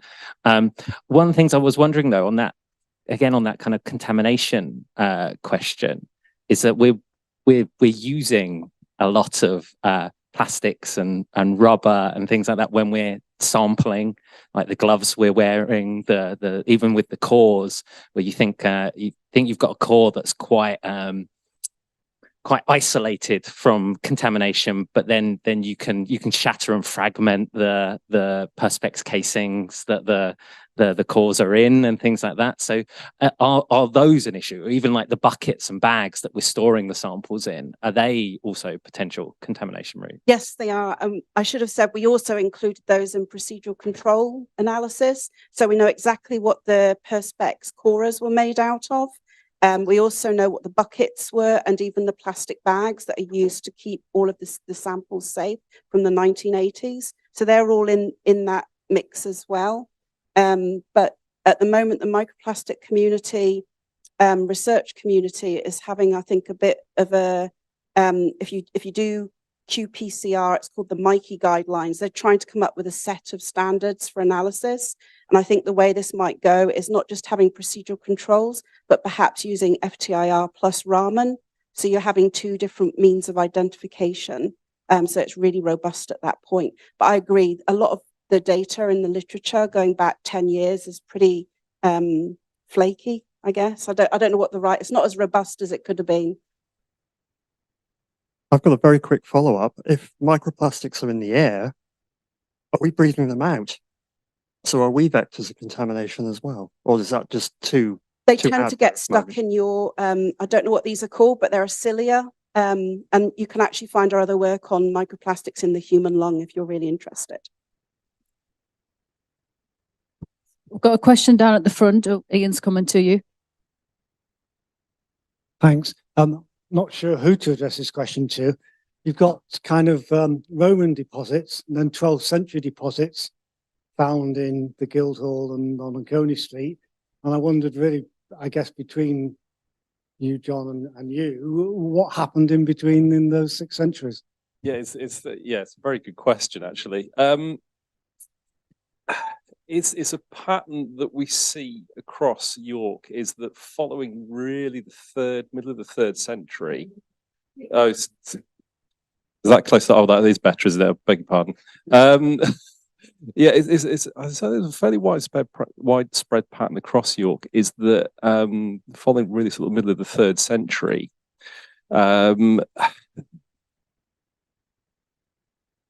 and running up to the 12th, there just seems to be an explosion in the population in York, really sort of following the Norman conquest, or at least sort of a generation after that, and really at the end of the 12th century, I suppose, or yeah, a little bit before that. But I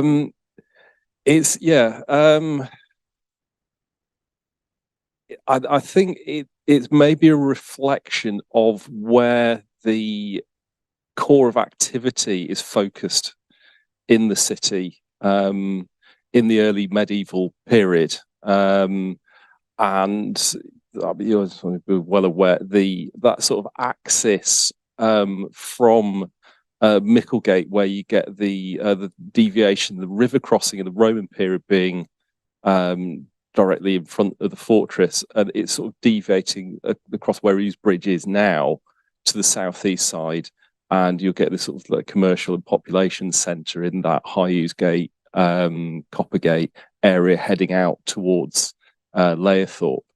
So in areas either side of that, I guess the population, you get the impression that the population was so much that the what's being left behind through their activities is much more sparse. There were hints and suggestions of bits of early medieval activity at the Guildhall, but it was, there was one pit that had some antler in it. There were a couple of bits of Stamford and Torksey wares which are fairly typical of the sort of 10th century products there. And again, actually underneath the mansion house, we did some excavations there about 5 or 6 years ago when that area was being renovated. There is definitely activity in the Guildhall area, but it's not on the scale that it is particularly during the 2nd century, and certainly as the population centre expands back into that area from the 12th century.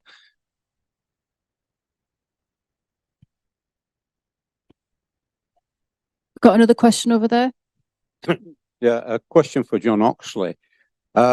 I'm not familiar with the archaeological sites in York on the riverfront, but you mentioned during the hydro survey that there was a recess without commenting on it. That was evidence from the survey work. Have you a comment on it? Yes, I can comment on that. It was one borehole where the deposits go down, perhaps up to 2 meters deeper than the deposits in the adjacent boreholes. The resolution, however, given the fact that in that area there are only 3 boreholes, it is incredibly speculative to sort of take that and suggest that there might be some form of inlet or some form of dock.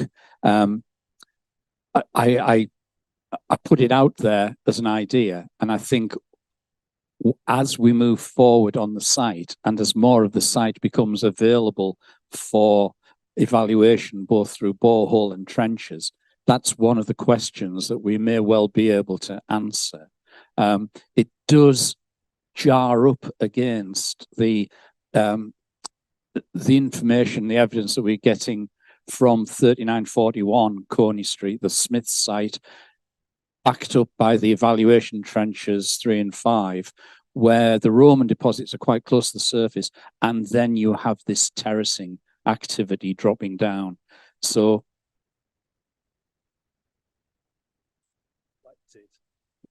really interested to see the potential for that remodeling of the bank of the river extending down into that area.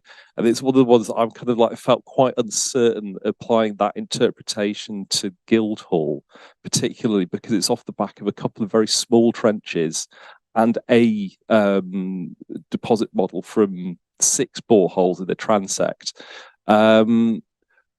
But having said that, there are little hints and suggestions elsewhere. One of the things that I find actually quite remarkable in sort of delving into the archive that we've got with some of these is quite how small the trenches are, particularly the one underneath W.H. Smith. I mean, that was about 2.5 meters wide and about 8 meters long, but the quality of information that's coming out of it is just phenomenal. But yeah, and again, boreholes are tricky beasts as well. And there is my personal experience with boreholes is that it's felt to me as though there is a slight over-exaggeration as you go deeper into the deposits. It exaggerates the depth that they're probably actually present at, because of the machinery that's used for it is whacking in meter-long sections, at the bottom of which is the plastic meter-long tube. And any compression that you're getting from these things being hammered in is potentially over-exaggerated in each meter section. And there is a tendency also for there to be a certain amount of compression in each meter section that's going in as well. You tend to find that the top 10 to 20 centimeters, you're getting a void, potentially where material from higher up is falling in as well. But then all you're seeing are these tiny little horizons, which are only about 10 centimeters across. So it's not necessarily clear whether you're going into a deep intrusive feature, such as a very large pit, or a well, which can skew the results to a certain extent. So that's why it's important with boreholes to have clusters to be able to sort of even out the model to a certain extent, I think. Yeah, I think the phrase boreholes are tricky beasts. I think I might take that away with me. It's certainly been my experience of them. Any more questions? Yes, we've got one down here.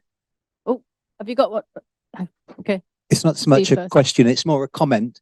But first of all, on deposit modelling more generally, of course, we welcome knowing more about the below ground deposits and their character and their decay trajectories or whatever. But at a certain point, if that's to aid curatorial decision making, but that has to be set beside research questions in order to establish priorities. So I'd be interested to hear about what the plan is to define those research agendas for York. I had some questions for Ben. They're all chronological, I'm sorry. One is, you said that there was this bank. Are you saying that that's consciously constructed rather than created by the differential truncation of the glacial till? It's kind of just there. Yeah. The second, sorry, fire away. Okay.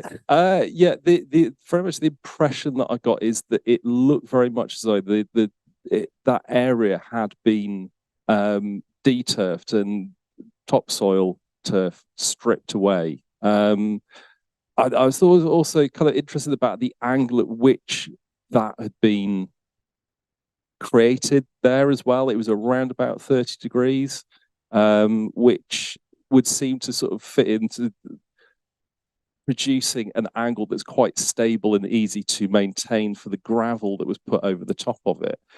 I think early on when I was considering what that might actually be, whether it is a gravel covered bank or the other kind of thing I thought it could be maybe was a lane, but the gravel was quite thin relative. It was only about 20 centimeters thick. And the angle seemed quite steep to me to something to easily traverse. But I guess it's always really tricky trying to extrapolate what was actually happening at that point in the past when you've got a very limited amount of physical data. But that would, I think, yeah, it's tricky, but that's kind of where I was sort of coming from it, looking at the angle of recline that was there, the way that it felt that it had been stripped back to a point. It seemed like a very deliberate thing that had been done. And then in relation to a flat area immediately at the top, and what was probably a flat area at the bottom, although we didn't get to the bottom of that slope, what had occurred later on was clearly flat deposits, which included floors, what were clearly part of buildings. Thank you. I suspect the third questions will be difficult to understand in such small areas, but I just wanted to ask about that later material, later Roman material, those prestigious bits of painted wall plastering, that sort of thing. Is that telling us about what the nature of occupation was there, or just what people were dumping by the river? And the other, sort of the final one, I must admit, is concerning those very interesting rectangular masonry foundations. Do we know if they are pillars for some sort of later structure? Do we know when they go out of use? What's above them? Thank you. Okay. Yeah. So the first part of that, with the demolition material from the 2nd century buildings that we had at Guildhall,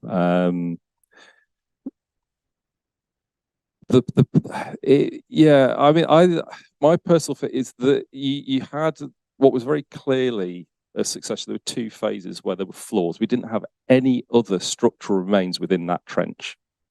And then the plasterwork, I was just trying to think about how, when you're demolishing a building, how you would actually go about doing that. Particularly if you've got a view to trying to reclaim and reuse as much material from that as possible, what the process is involved in that. If you wanted to get to the material that's being used for the wall, whether that's timber or stone, if it's covered in plaster, the first thing that you're going to do is take the plaster off, because you can't reuse that. It's waste material. So why bother taking that away from site? The easiest thing to do is just dump it on the ground, recover what you need, move on, put your new building in and take it from that point. So I think that's why we're seeing just that kind of material there in both the early second century building, and then the second building is probably mid second century. As far as the columns that you're referring to, I think that we didn't have anything like that at the Guildhall site. I think you're maybe referring to the slide from one of the Spurriergate excavations. And I think in the work that MAP did in 2005, one of the structural elements of the timber buildings they found there was a foundation trench, which was lined with timber.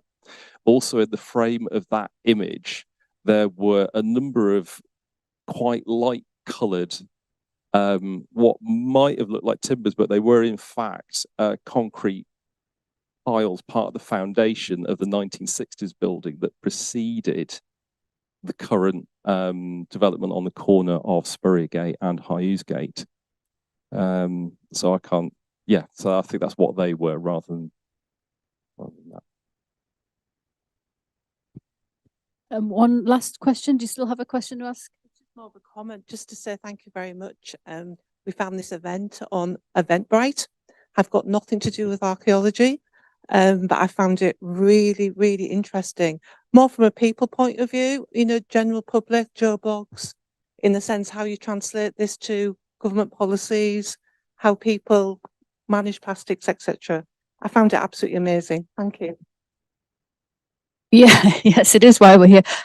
So we're just running slightly late for lunch, but I do hope that you've enjoyed this morning, and please do come back for this afternoon, because we've been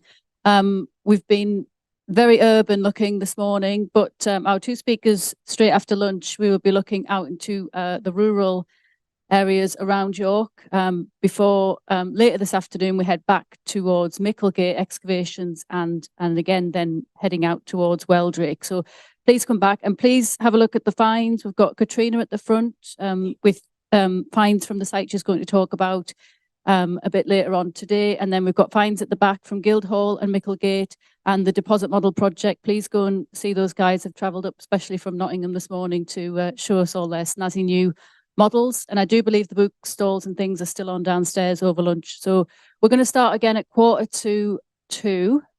And if you're staying in here over lunch, that's fine. There'll be some slides on as well over lunch. We've got slides from the Archaeology on Prescription project which York Archaeology are running, which we featured last year as well. So there's an update on that, and some slides from Yorkshire Museum on their new Star Car exhibition, which is coming very soon. So please come back and we'll start at 1:45. Thank you. And thanks again to all of our speakers this morning.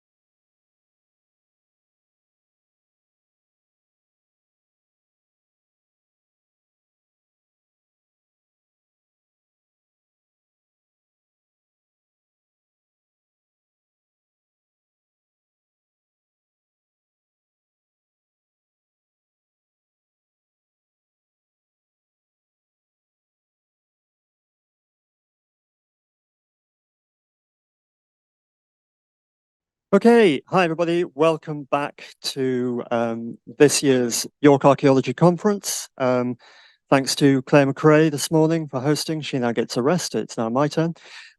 So we've got a really interesting program lined up for you this afternoon. If we can go for the next slide. Oh, excellent. There we go. Good. So we've got a couple of presentations now. We've got Stephen Moorhouse coming up in just a moment, and then Catrina Appleby. We will have a quick round of questions after those two speakers. So once Mr. Moorhouse is finished, if you can just hold on to your questions until you've heard from Catrina. We'll then have a quick break and then come back for the final session. So I'm going to stop talking and hand it over to Stephen. Thank you. My slide presentation is not as skiffy as the ones you've had this morning. It's more bog standard. I should also apologise for the quality of some of them. I've got cataracts, and it wasn't till last night going through them that I noticed that some of them were slightly out of focus. This paper is a summary of work using the discipline of the landscape historian to unravel the complex history of the historic landscape of the civil parish of Dunnington to the east of York. The work on Dunnington started in 2007, following joint work at Scorby with Dr. Barry Wright, a botanist. This resulted in a joint booklet edited by Linda Maggs on the left. That's it. The partnership then developed into a much more ambitious project by looking at the modern civil parish of adjacent Dunnington. But Barry's pioneering an important contribution to this joint project has been summarised in booklet form on the right and produced comprehensively in his PhD in 2016. The present paper and most of the illustrations are mostly taken from the second edition of the booklet titled The Landscape of Dunnington, Grimston and Yanosthorpe, which just published last week, which was originally published by Linda Maggs in 2021. Some of the figures are to appear in a final major publication on the work due to appear next year. This paper will look at some of the more rewarding approaches and their results. The key to understanding any piece of historic landscape is the natural environment. The most important aspect of this is the York Moraine, which runs from east to west and on which York was founded. The moraine dictates the siting of many of the medieval settlements between York and the Derwent. Those within the project area are sited on the southern flank of the moraine and take advantage of the spring line here. The moraine also dictates the southern limit of the extensive coaxial field system, which lay to the east of York. The coaxial field systems were long, narrow, parallel-sided fields that are found across the lowland areas of Yorkshire and beyond, the prehistoric or Romano-British date. Many are now fragmentary and need map work and fieldwork to define the extent. The system east of York, seen here on the left, with the Roman roads, known and new, superimposed on the first edition 6-inch OS, surveyed in 1848-51. The northern and eastern sides of the system, which lie within the project area, are unsure, as the system has been fragmented through time and requires further work to define it. Apart from the moraine to the south, the only other positive edge is in the southwestern part, the township boundary between Grimston and Heslington. Excavations across the extensive extension to York University campus, seen here, have shown that the coaxial field system does not lie within the boundary of the excavations on the right, suggesting that the township boundary between Grimston and Heslington marks the boundary of the earlier field system. This may be the early outer boundary of York. The part of the coaxial field system within the project area is intact and forms the foundation and alignment of townships and field systems up to the post-medieval period. Commons were also associated with enclosed field systems. The key to understand these is Geoffrey's map of Yorkshire, created on 20 sheets throughout the 1760s and first published in 1771. Each sheet was surveyed by different cartographers at different dates. The late 18th century was an important time for the development of the landscape, and therefore it is important to try and identify the dates when each sheet was surveyed. The sheet that mostly contains the project area was surveyed in 1769. Geoffrey's is also important because it was produced just before the main era of enclosure, and hence records a county-wide landscape of the low-lying areas that were not recorded elsewhere. One important aspect of this is the large open commons that were later fragmented during the Great Enclosure movement. Many of the extensive commons were given names that often did not survive Geoffrey's map. The northern part of one of these commons, called Kexby Common, is found in the project area. They have a number of unique features. The most obvious are funnels. Those shown for Kexby Common on Geoffrey's map are highlighted in green on the left. The remaining ones are shown on the first edition 6-inch OS, surveyed 1848 to 51, or identified from fieldwork. The other important point is that the outer perimeter of these surrounding townships may contain cultural areas of field systems and settlement from the prehistoric period that date before the township structure. These are brought together for Kexby Common here on the right, showing the funnels and the outer boundary. The relationship of the coaxial field systems need clarifying. Of all the disciplines and sources used by the landscape historian, the most important is the first edition 6-inch OS maps of the mid-19th century. These were designed originally to record boundaries that define current administrative and other boundary units across the country. Amongst these are found obsolete medieval township and territorial hamlet divisions. A range of conventions were designed to define these.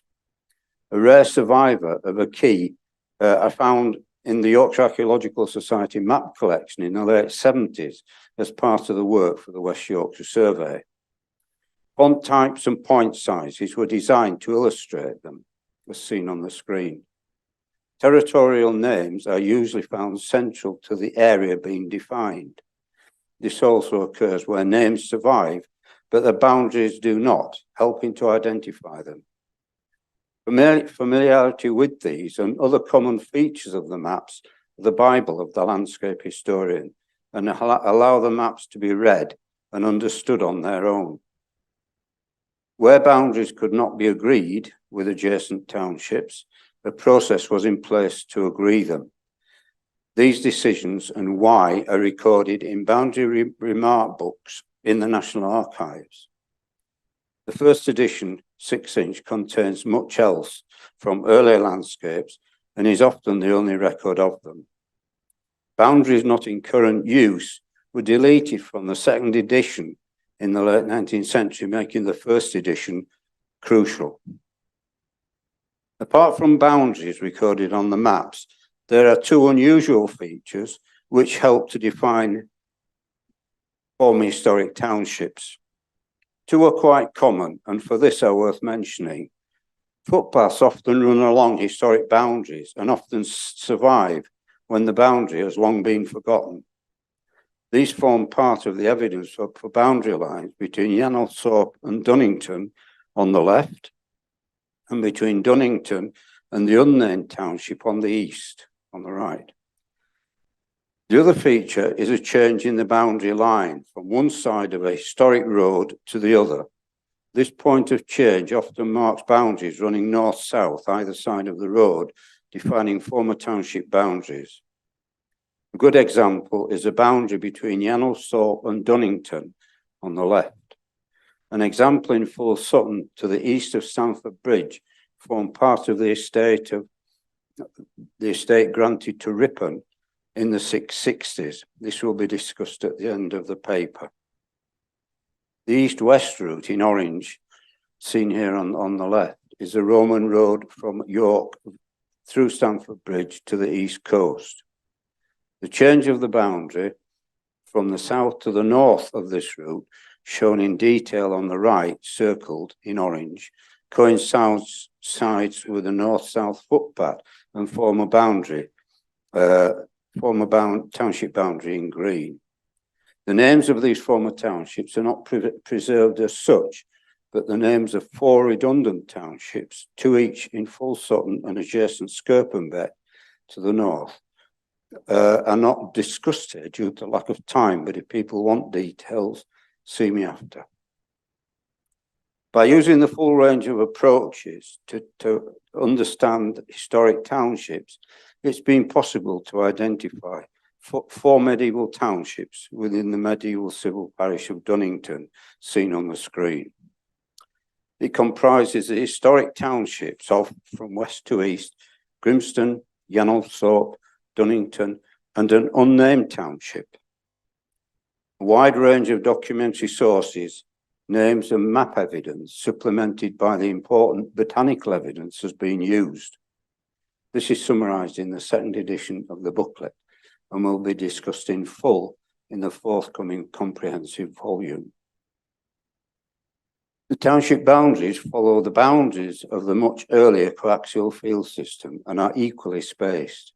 It will be noticed that Scorby and Kexby townships spring westwards from the river Derwent and cut across the southern part of the unnamed township. The southern part following the early route mentioned below. The bi-elements in the 2 townships show that the names are Scandinavian and date to after 874. This suggests that the unnamed township was abandoned by then, but other evidence suggests it may have been in the 10th century. The morphology of township boundaries plays a crucial part in defining their chronology. It is likely that the network complex of medieval and early townships can be identified, present a small number of those that existed. Many of the techniques used to understand historic township boundaries have been developed and discussed in a series of papers over the past 40 years, starting with the West Yorkshire Survey in 1981. New medieval townships are constantly being identified. The identification of long-distance early routes is important for identifying early commercial centres and their surrounding township groups. The long, roughly northeast route crossing the left-hand image on the screen links York and the important Roman civilian settlement at Norton to the east of the Derwent and the Roman military complex at Malton on the western bank. The name Many Gates in blue, partway along this route, the meaning of many routes, and refers to the meeting of 3 very significant routes, a name seen on the late 17th century Scorby map on the right in yellow. Many gate names are common across the country and often refer to the intersection of pre-conquest routes.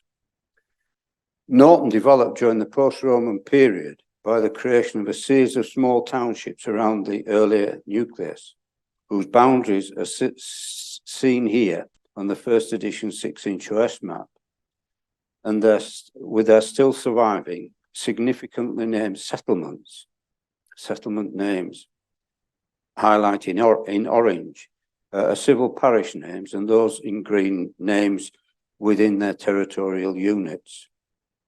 Groups of small townships are common around Roman civilian settlements, as at Bainbridge, Catterick and Ilkley, and often testify to post-Roman activity where none has been found archaeologically. Many survive to be recorded in Domesday and identified on the 1st edition 6-inch OS map as here and at Stamford Bridge. Having established the township units, it's now possible to start to identify and understand their internal field systems. Despite Dunnington and Grimston being adjacent and lying on the same geology, their field systems are very different. Grimston on the left and Dunnington on the right.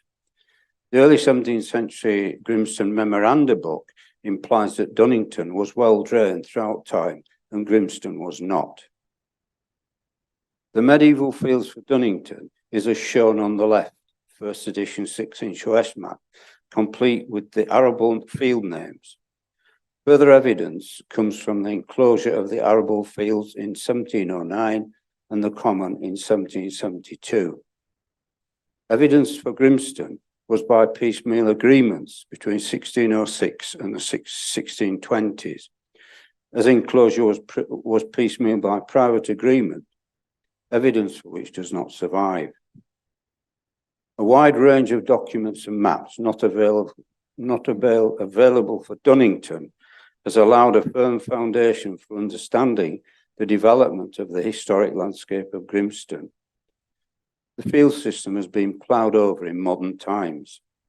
The left-hand slide shows the early landscape of Grimston based on the first edition 6-inch OS with information drawn from the 1706-7 map.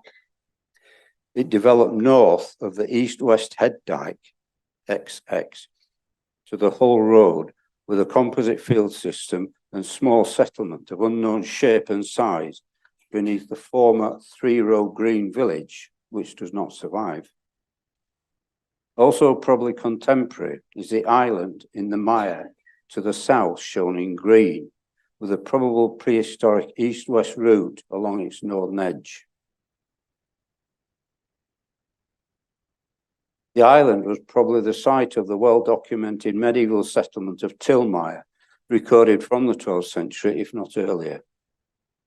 The right-hand slide, based on the 1706-7 map, highlights usage zones south of the east-west head dike, the funnel from the common giving access to the 3-row village via the outgang. Although recorded in the 1606 survey, the transition happened centuries earlier at a date yet to be determined. Having established the township units and their field systems, their settlements were next to be looked at. At each of the 4 townships within the modern civil parish, it had a settlement.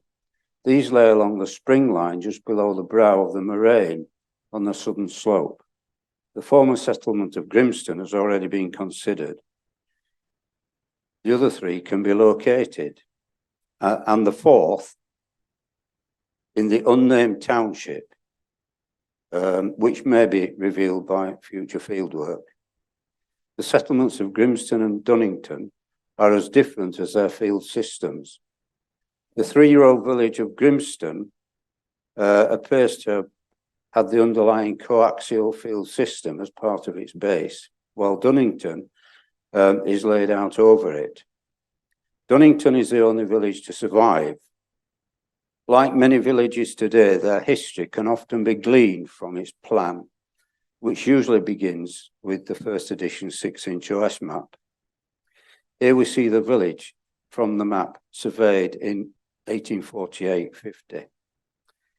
It clearly shows a D-shaped enclosure defined by Church Lane, York Street, formerly Dunnington Lane, and Church Street, shown here. Church Lane has been moved northward at some point yet to be determined.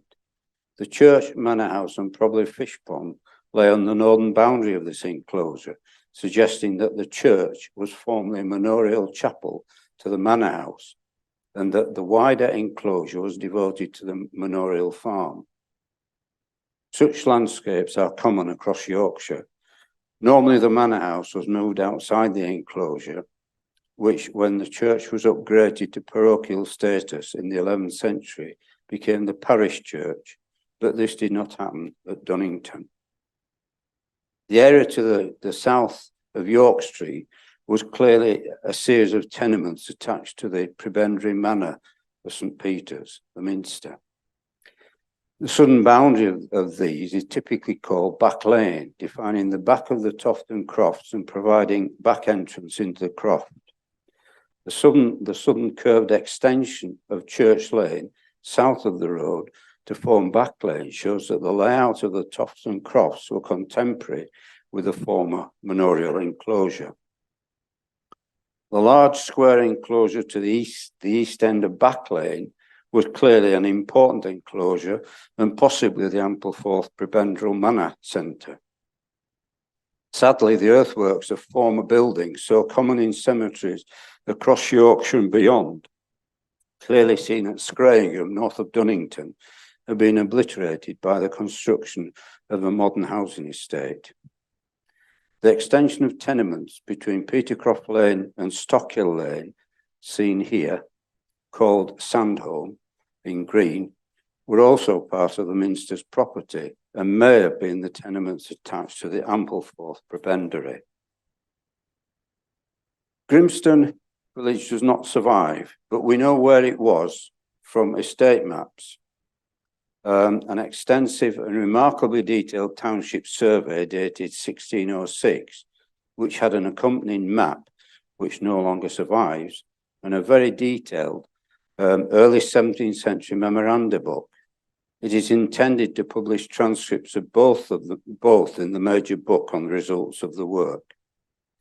The aerial photograph on the screen shows the village site to the west of Manor Bungalow, now mostly covered with modern ploughing or with later ridge and furrow.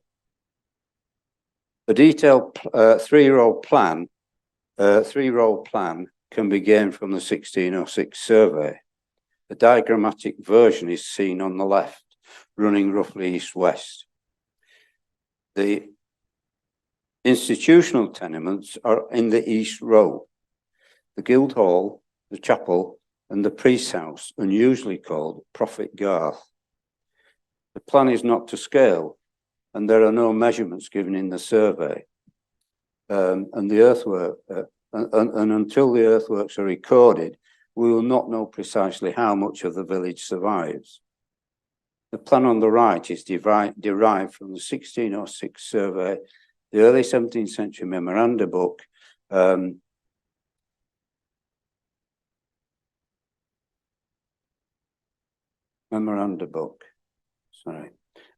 fieldwork. The early 17th century memoranda book records numerous devious ways in which the manor was to remove the village in a relatively short period of time in favour of building a manor house on the site of the South Row. The manuscript book provides remarkable detail about the rooms, their size, where the bricks were to be made, the pipe water supply, and so on. The extent of the curia, the courtyard, is shown on the map on the screen as a triangle of green. The present three separate enclosures, each called Hall Garth, form part of the garden and farm complex, and the then existing hall buildings attached to the right.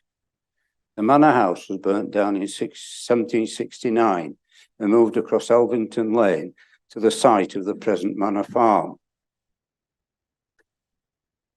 The township boundary defines mainly the farming requirements of those living within it. It also forms the building blocks for the manor, the parish, monastic estate, and administrative units such as a wapentake, while forming the unit of taxation. Understanding the township landscape also depends on looking at the associated surrounding landscape.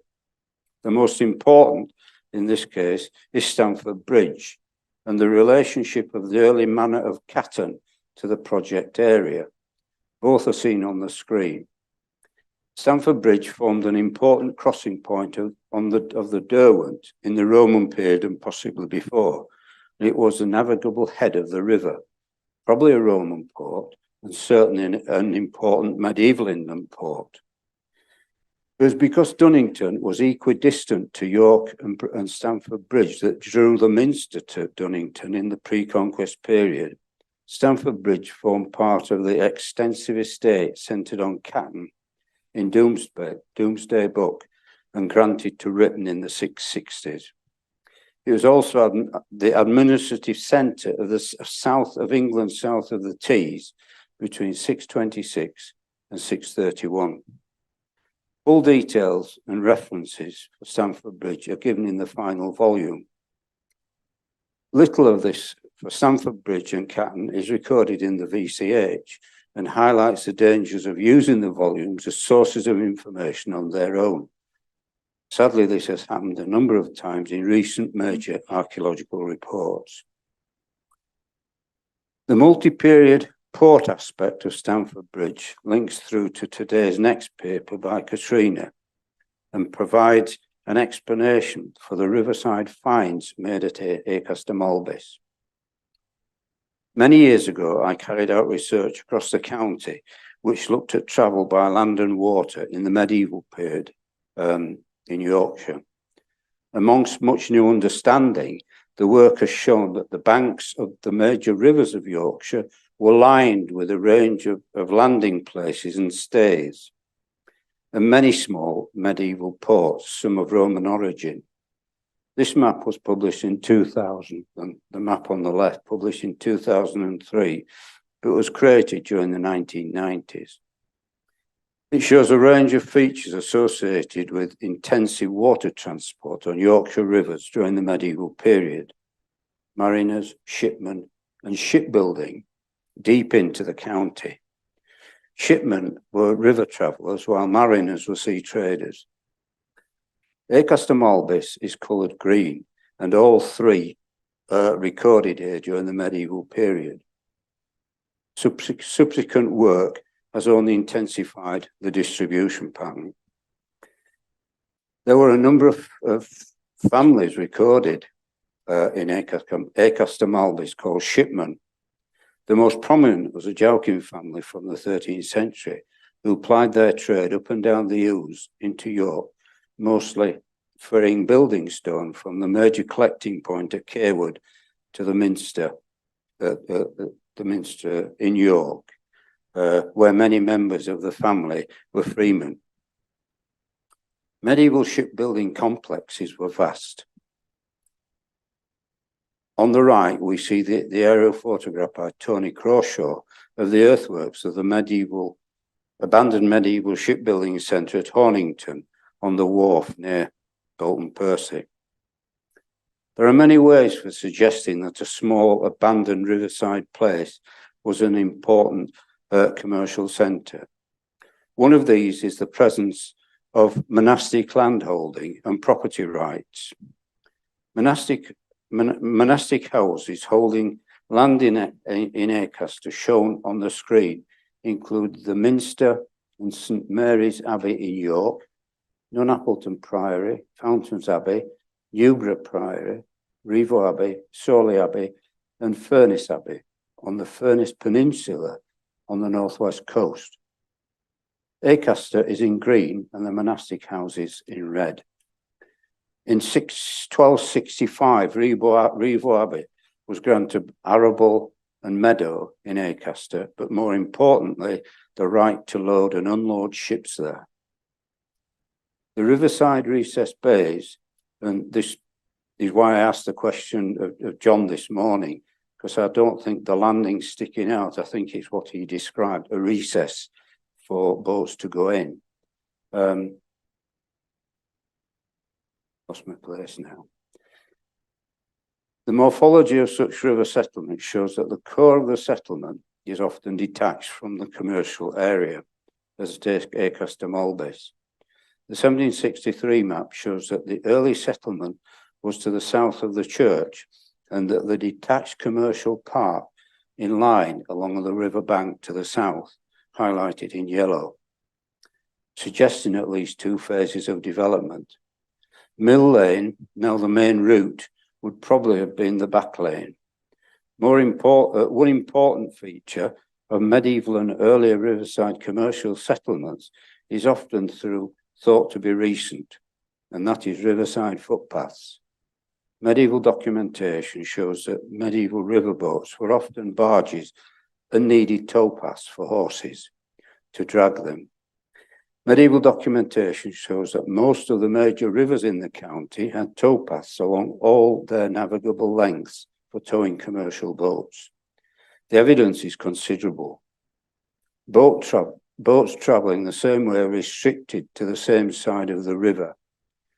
However, they may have disappeared for some of their length, as has happened at Acaster Malbis on the opposite bank at Naburn, seen on the screen, with towing path names highlighted in green. Because of its importance, Acaster Malbis probably contains separate stabling, corralling and meadowland for litter and feeding for the many horses that will be used to drag the boats over long distances. Medieval documentation shows that the mooring points existed outside the main landing places. This can be seen at both Acaster Malbis and Naburn by the presence of mooring sites coloured purple on the screen. Both Acaster Malbis and Acaster Selby are long, narrow civil parishes along the river bank. It is likely that these have been made up from smaller, earlier townships. It is possible that the property acquired by St Andrew's College, founded in 1470, and the southern part of Acaster Malbis township may represent a former township or part of one. Many of the major inland ports, such as Acaster Malbis, were associated with inland commercial centres. One of many examples is Ripon, associated with Milby of Roman origin on the River Ure opposite Aldborough in the post-Roman period. Acaster Malbis and Acaster Selby were linked to their inland hub by the medieval road system. Acaster Malbis with the historic core of Cotmanthorpe, and Acaster Selby with Appleton Roebuck, seen here on Jeffrey's map on the left and the modern OS map on the right. The kind of work carried out on Stamford Bridge could prove fruitful at Acaster Malbis. And finally, theoretical terms are created to explain archaeological phenomenon out of context.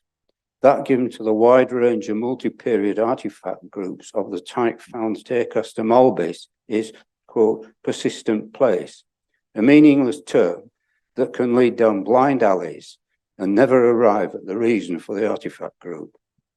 These riverside settlements, which often have an origin in the Roman or post-Roman period, are based on commerce and often linked to inland commercial centres as their outlet to the river trade. Archaeology forms part of a lengthy and complex process of understanding past landscapes. It is part of a multidisciplinary process and should not and never be seen as a process itself, as is often the case. Thank you.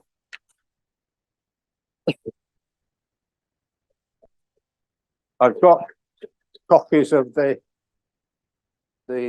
book that came out last week. If people want copies, if they could see my wife. Thank you very much. Thank you. And just to remind you, if you have any questions for Stephen, we'll be able to do that after Catrina's presentation, which is next. Right. Good afternoon, everybody, and thank you to Steve for providing some context for the talk that I'm about to give. I should say that Steve and I didn't know that we were both working on the same idea until about 2 months ago, when he saw the advert for the talk I gave to with Ailsa Mainman to the York Fellows. So Stephen, Ailsa and I will be getting together in the new year, I think, to discuss how we can take this research forward. My talk is going to very much focus on the artifactual evidence that we've been recovering, but I'm also going to give you a brief context of the sort of brief history of Acaster Malbis. I should say this project is very much me and Ailsa Mainman, who I'm sure many of you know, and she's been very helpful in discussing the finds with me, as have lots of other people. So, but I'm presenting today. The project has its origins in some research that I started work on over 25 years ago, when I moved to Acaster Malbis. And at the time, some of the villagers wanted to produce a history book to mark the millennium. And I only recently arrived in the village with 2 very young children, but I thought, I'm going to have to put my hand up and admit to being both an archaeologist and an editor, and I couldn't really not get involved. The result was this book, which came out in 2000 to mark the millennium. I'm proud to say we sold 1,000 copies of it. So, but the work that we've been doing since, both the manor farm work and documentary research my husband's doing, we will definitely have to have a second edition at some point, but don't quote me on that one. I'm not sure when. When I came to the village, I was introduced to the farmer at Manor Farm and was told he had this amazing collection of pottery, which indeed he did. Huge quantities of pottery, running right the way through from the Roman to the post-medieval, but with a strong emphasis on medieval pottery. The farmer was desperate to know what it was telling us, but I mean, I tried all the obvious sources, the maps and LiDAR and map sources of all sorts, and nothing, couldn't find anything to explain why there was so much material. We did field walking, that produced more pottery, certain amount of building material, nothing much. Finally, in about 2016, the farmer agreed to allow a metal detectorist onto the site. And at that point, everything changed. And the quantity of material that has been recovered in the last 7 years is quite staggering. Various people, specialists, have been out and looked at it and said, oh, very interesting, but still nobody could come up with any idea as to what was going on. And then a couple of years ago, Roger, who is now has just turned 90, was desperate to have a document, something he could show family and friends about all this wonderful material that he was acquiring. And that was where Ailsa and I came in, because Ailsa by that stage had got bitten by the bug and was getting fascinated by the site. So the result was that in last year we produced this, but this is a privately printed, it's not got an ISBN. We have, as you will imagine, we've had a problem about sort of being concerned about advertising this site, but we finally reached the point where we thought this is significant, such a significant site, we have to talk about it. I haven't got any copies left of that one, but I have, if anybody really wants to see it, there is a copy on the table there, and I can provide you with a PDF if you leave me your details. So let's move on and have a quick context, a quick history of Acaster Malbis. It's a traditional farming village, and at one time we had a church, a pub, a school, a post office, and a miller. But what is unusual about it is been the land holding, that over the course of about 800 years, it only had 3 owners in terms of families. So it moved in the 12th century, it moved to the Malbis family. It then moved to the Fairfaxes, and then finally to the Bilby Thompsons of Escrig. And I think that is one reason why it's survived. Some of the traditions have survived, and why we've got some of the remains that we have. The site, the village is about 1,800 acres on the west bank of the Ouse, and it lies about 5 miles south of the city, just south of Bishopthorpe. The name A and Castra is fairly obvious, the camp by the river, although there's no actual evidence of it being a Roman settlement. We have got Roman material, but not enough to say, oh yes, there was definitely a Roman camp here. I think it's fair to say that the river is crucial to its history. You can't live by the river. I mean, it's not quite as bad as that at the moment, but it's well up at this week. Just to point out, locate you, the pub is on this bend here. This is Neyburn Lock. That's the banqueting house down at Neyburn. So, I mean, this is 2000, which was probably the worst flood in this area ever. But as you can see, the fields disappear underwater, and the field we're actually talking about is this one here. So bear that in mind.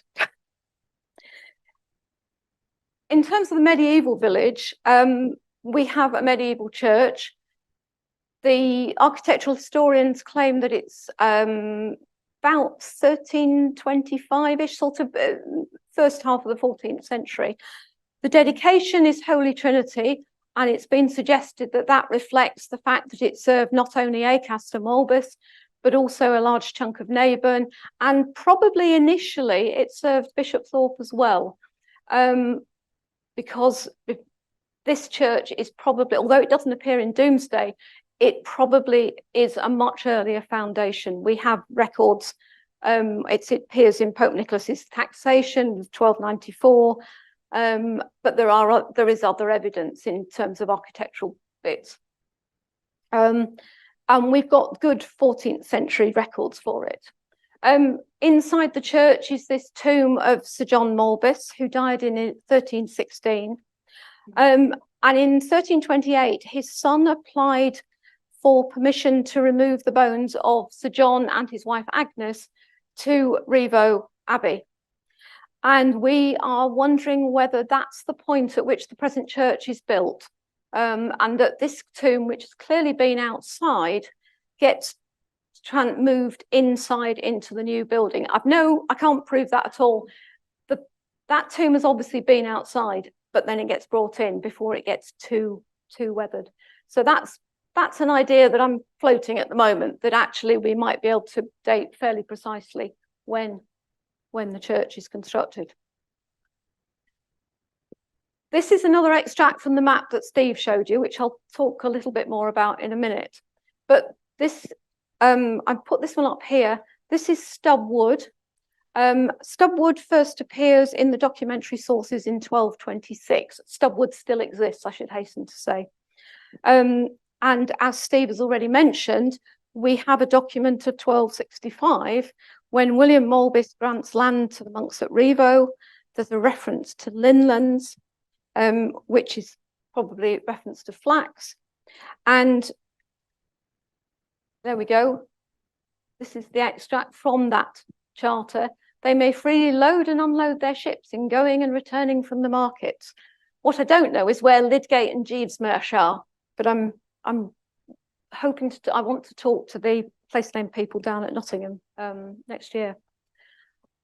I should say, going back to that, the Thomas Dyke, which is the main dyke that splits the Ings, this is South Ings, that's first referenced in 1277. And this map shows all the strips, and these letters relate to a key that appears. I'll show you the full map in a few minutes. So it's actually a fascinating record. We actually have some Ings at the north as well, but these Ings are still held in common. And we have Ings Masters, and the strips are, as you can see, that's a photo taken last summer where the different strips are at different stages of harvesting. It is a triple SI now, so they are restrained a bit in when they can harvest. Again, this is one you've already seen. This is a blow up of the depiction of the village. The map in question was produced in 1763, and it was commissioned by Lady Sarah Dawes, who was the widow of Bealby Thompson of Escrig, and she commissioned the map. We think probably as an enclosure map. She'd bought the estate in 1755 from Charles Fairfax, Viscount Fairfax, because he wanted the money to build Fairfax House in town. So as you can see, at that stage, the settlement ran along the riverbank. The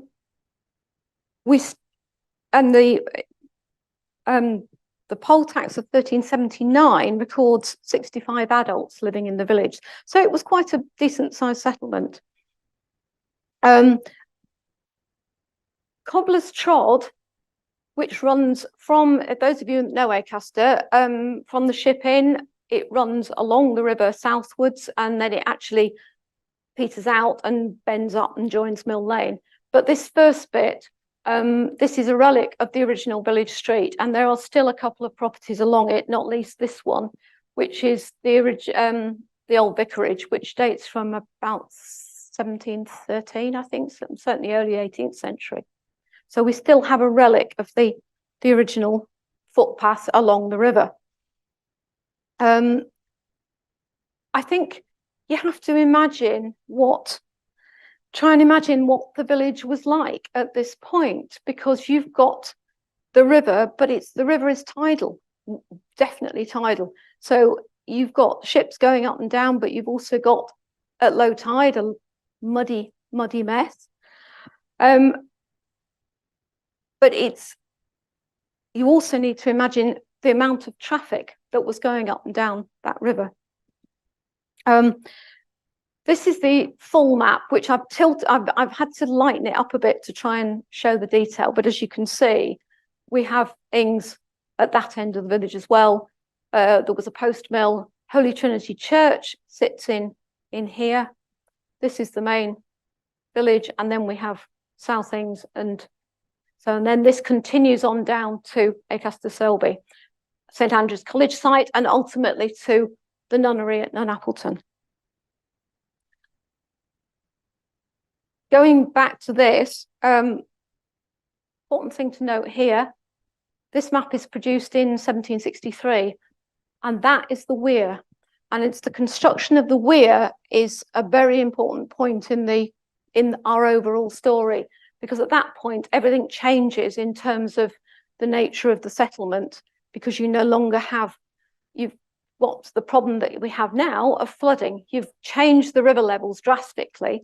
So while you've got a constant level, which makes it possible to get in and out of the city with ease, you've also got a problem that the houses are going to flood regularly.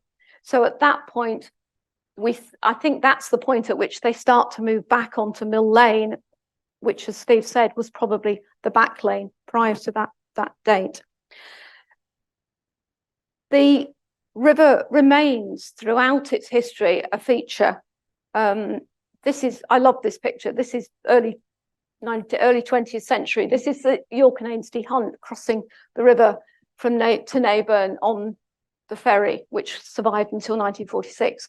But note also that wind pump building still survives, and that's Holy Trinity Church sitting in the back there. So you get a feeling that the river is a constant. There was lots of salmon fishermen, there were fishing lodges, and as I've said, the wind pump. And then, as I was showing you earlier, we have, how does all this relate to our field? Well, as I showed you, the field sits on just south of the slipway. It's a fairly ordinary looking field, but this is the field that is producing vast quantities of material. So I'm just going to try and give you a flavour of what we've actually got and make some suggestions.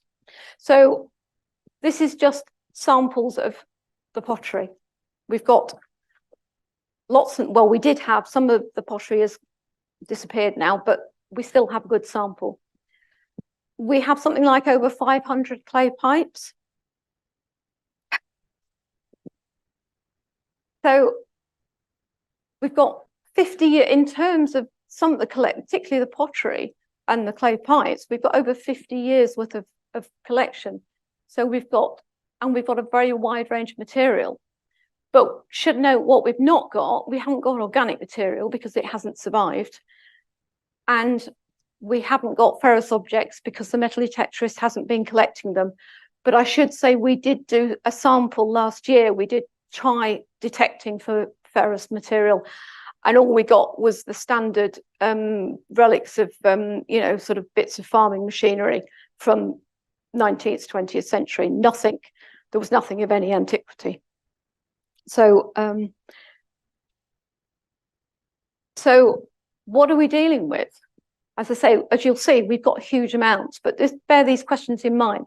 Is it accidental loss, deliberate discard, byproducts of activities, processes, large-scale dumping, possibly by dredging? Ailsa and I don't think there's one single answer. There are obviously various things going on, but just bear these ideas in mind. So we start with prehistoric flints. What a surprise. Every report starts with the earliest evidence is scatter of Mesolithic flints. Not a huge amount, but that's fairly typical of this area generally. We've got a couple of nice Neolithic axes, which I believe we didn't actually find those recently. They came off the potato conveyor belts, I believe. When the ladies in the village, old ladies, she used to work, you know, they were told to pick stones out, and she picked those out, which I think is a lovely story. So have we hunter-gatherers coming down to the river? Standard thing, perhaps. We then move into the prehistoric period. Top left, we've got a Bronze Age socketed gouge. On top right, this is a rather nice, probably 4th century BC Latin bracelet. And then one of my favourites, this beautiful bull's head mount, Iron Age in date, probably from a bowl, some sort of escutcheon for a bowl. Rather nice. And then we've got Roman material, quite a wide selection of Roman material. We've got something like 50 plus coins now. We've got a variety of different brooches. And the thing on the left here is a seal box lid. So lots of nice Roman stuff. So then you come to this question about the Roman camp. Is it a camp? We've got a selection of material from, as I say, 83 BC right up to late 4th century, being minted in a variety of places. I love the idea that there's one from, I think it's 37 something or other that was minted in Arles in the south of France and somehow ended up in a muddy Acaster field. I love this idea. When we move on into the Anglian and Viking period, as one might expect, the evidence is not particularly extensive. We have got pins, we've got 3 coins, including a Frisian scatter, brass-tempered pottery, but not very much. But we've got very little Viking age stuff, which Ailsford and I'm not quite sure what's going on there. So we've got our scatter. This is I'm told by Kevin Leahy, this is a part of an Anglo-Saxon brooch or bracelet. This beautiful pin, probably 9th century, 9th century. We've got a head of another one there. This one actually came out intact last year, and I just couldn't believe it. I mean, I don't think it's in the book because it came out after we'd actually gone to press, as these things always do. So as we move on into the medieval period, we've got evidence of pilgrimage, religious material. So we've got this lovely little Mount St. James Mount, which has now been acquired by the Yorkshire Museum. We've got these ampulla, including a scallop shell one, Santiago de Compostela link. And that's a silver gilt book clasp. So, I mean, we've got this fantastic range of stuff. In terms of more general artifacts, keys, personal seals, buckles, and I think the item on the bottom right has been identified as a mirror case. So we've got, you know, just so much variety. And we've got bling. Not a huge amount, but we have got some. Starting with the smallest one. This is a little dress hook. This is was an ingot. Rather nice ring. And this is probably my favorite. This is a beautiful brooch. The gold is a just absolutely gorgeous color. The letters on it refer to a Hebrew prayer that "Thou art mighty forever, Lord." There are other examples of these around the country, not many, but they all have this same letters reflecting this prayer. Coins, everything, as I say, 83 BC up to, 2020. But we seem to have some sort of peak in the 14th century, although that's to be confirmed yet. We can't confirm that yet. We've got spindle whorls, quite a number of rather nice ones. We've also, oops, go back, sorry, press the wrong button there. We've also got these items, which are from cooking pots, cauldrons. They are cauldron legs, and you can see some body sherds. We've also got, I am told that the item at bottom right is probably a casting gate, and that we've got evidence for casting going on, sort of metal working going on, both copper alloy and lead. The quantity of lead at this site is bonkers. I mean, there's no other word to describe it. We've got trays upon trays of lead scrap. My estimate is that we've got something in the order of 80 kilos of scrap lead. So difficult to know what's going on with it. And we've also got, not surprisingly, large numbers of fishing weights of varying shapes and sizes, some of which I've brought along today. They come in, as you can see, some at the top there have got little, you can see the little eye to put your thread through. These other ones, I presume, were just being threaded onto the nets themselves as they were being made. So we've got lots and lots of those. But then we've also got what we conclude are trade weights. These are just simple round metal, round, sometimes oval discs. There are some examples there. And I spent a happy afternoon weighing them all. And initially, I didn't think there was anything going on. It didn't tell me anything. And then Elsa suddenly got very excited and said, oh, but they do. And the peak, that main peak, is at 32 grams, which is the equivalent of a troy ounce. So we've got medieval trade. I mean, if ever there was evidence this is a trade, these are trade weights. Elsa's quite keen to do more work on the weights. We've got cloth bale seals, from lots of them from the Baltic. We've got Riga and Russia, but equally we've got some that have come from Guildhall, from animal feed in the sort of early 20th century. So we've got a lot of seals of all varieties. So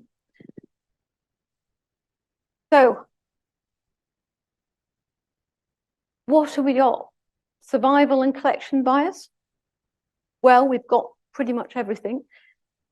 The amount of lead suggests there is a degree of collecting for reuse and recycling. And as I say, we think that there's both lead and copper alloy smelting going on site. We've got transient activities.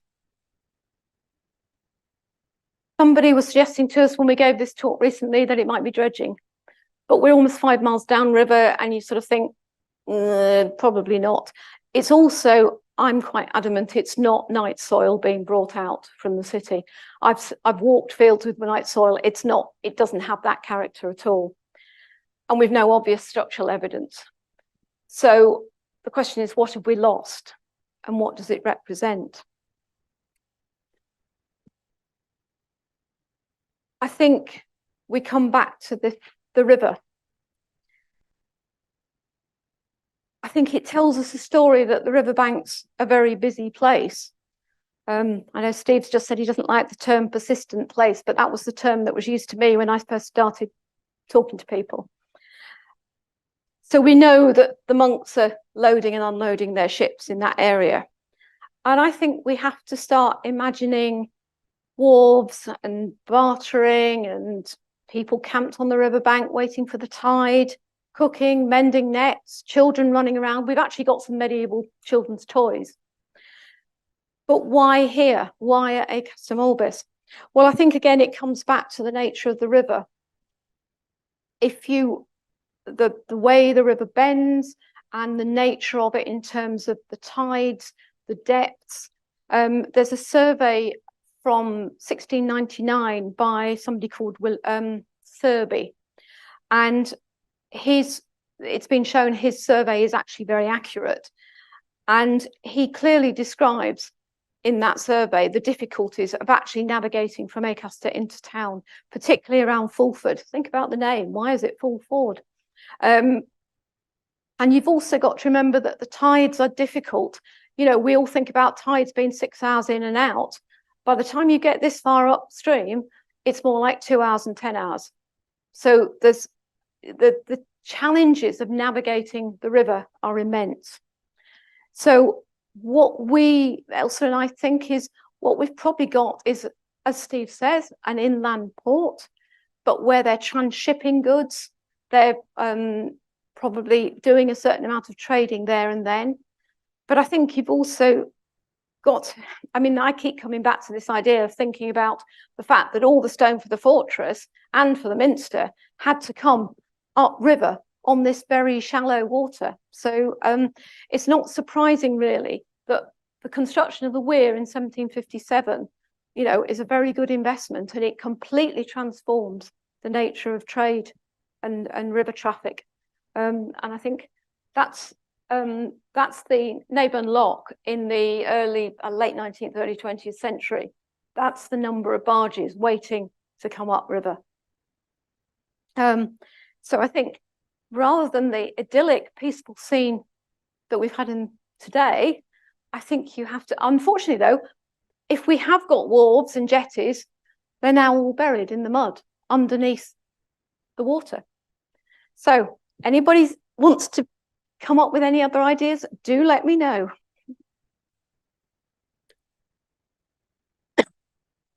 Well, thank you very much. Right, thank you very much, Catrina, and thank you very much to Stephen. Two fantastic presentations, a huge amount of research and scholarship, unearthing an immense amount of information, and I'm sure we've got questions in the room. So Claire and I have swapped the Challenge Annika role this time, so I don't have to run around, it's her turn. Yes, do we have questions in the room, please? For either speaker. Yep, one at the back there. Yep, Claire's on her way. Catrina, have you had any magnetometry done, or do you have plans to? No, we haven't had any magnetometry done. I'm not sure. I haven't investigated whether the site would be responsive. I think that's one of the questions. Resistivity work has not been very successful, but I'm not sure. As you know, you were out one day when we were trying to do resistivity and the conditions weren't ideal. Whether it's worth trying again. But I should say we did dig some test pits a couple of years ago, and they were clean as a whistle. I get the feeling that the evidence is very much concentrated actually on the riverbank. The fact somehow the materials got spread up onto the field, but there's nothing when you go down any depth. So I mean, it'd be worth trying, I suppose, but I'm not convinced it would necessarily enlighten us. Thank you, Paul. Oh, couple more. Yep, we've got Peter and Christina. That's an amazing presentation, and it's been a wonderful project, so congratulations. It just occurs to me, the ooze, of course, is tidal, or was. The tidal regime is now completely changed by the locks and so on the river. But in early times, you might have been at the head of a tidal surge, and ships might have had to stop there, waiting for the next 24 hours, next 12 hours, or whatever it is, for the next tide to go on to York. And I wonder if there's a natural place, therefore, for transactions and activities of one sort or another to carry on. Have you given that any thought? Yes, that's very much been the thought that I think I was thinking that right from the very start, before Ailsa and I really got engrossed in our research and started looking at the nature of the river, that you can't get up, you need 2 or 3 tides minimum to get up from Goole. And so one of the obvious stopping places is Howden, but you do really need another one. So that was the sort of idea we started playing with initially, but it was simply a tying up point. the trade weights and everything, they've sort of made us think actually there's something more than just a simple, stop waiting for the tide. So yes, I think that's a very important factor. I just add one. We've got Acaster Malbis and Acaster Selby. They're both slightly interesting place names, and the Dictionary of English Place Names say that the Roman camps are both places. I just wonder whether the same sort of factor might have influenced whatever the Romans were doing that led to those names. That is, Selby might have been a tidal drop-off point where somebody had to wait for 12 hours, and so might have Acaster. I think that's perfectly possible. Steve, any thoughts on that? Trying to cut the paper down, I don't think I mentioned that Acaster, both Acasters were once, and they were distinguished by the family name and the southern township belonging to mostly to Selby Abbey. I think we've got to be careful with place names. Arthur Smith, who was born and bred in the Calder Valley of Yorkshire, the great scholar of early 20th century place names, he wasn't a landscape person, and he was the nearest landscape person of his breed at the time, but he got a lot of things wrong, and I think he's got them wrong here. I mean, there may well be a camp, but just one, not one in each place. And this is why it's important to look at townships and the way they develop. I've done most of the town or the area covered by York. I did that in the 90s. And there are some surprising things that you wouldn't think of looking at names and the civil parish structure. I mean, forget civil parishes, they're 19th century. You've got to think of what is on the first edition 6-inch. And that gives you a very, very different picture. Well, thank goodness for that first edition. Otherwise, we'd be in a lot of trouble, wouldn't we? I was going to say one thing I want to try and look at is the question of when the Acaster name comes into existence. What's the earliest reference for it, which we haven't actually, I mean, obviously we know it's there in Doomsday, but I haven't managed to actually pin down yet when the first documentary record of that name appears. So that's I should say this is very much a work in progress, because as you will have realised, Ailsa and I have now got an immense challenge of what do we do in terms of trying to catalogue, and I mean we're trying to get people involved from the university, because there's several PhDs in that material, if I'm honest. So if you know anybody who'd like to do some research into medieval artefacts, I'm your woman. Just a quick thought can you hear me okay? Yeah. With regards to perhaps the natural stopping off point of the river, is there any work or do we know the relative depths of the river below Acaster and going into York?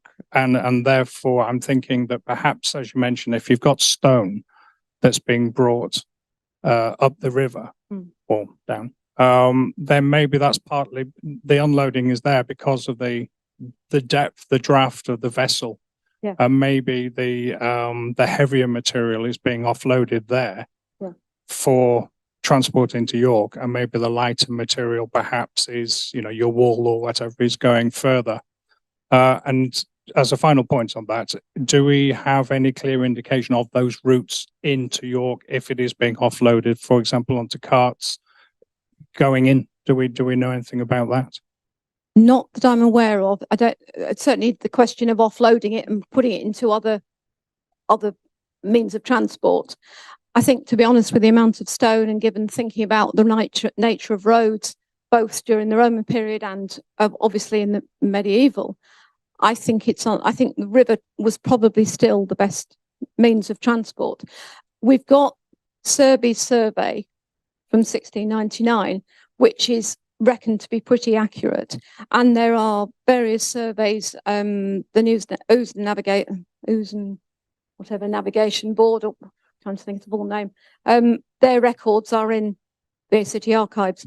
So there is quite a lot of data, and obviously when they actually came to build the weir, Serby actually had proposed a cut coming to the east of sort of on the Fulford Neyburn side that was going to join in just south of the weir.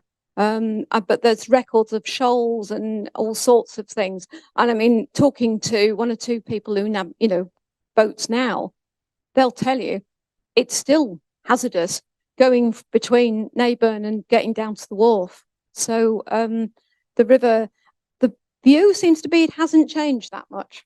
So. Someone at the back, Christina, did you have your hand up? Yeah. Troublemakers at the back.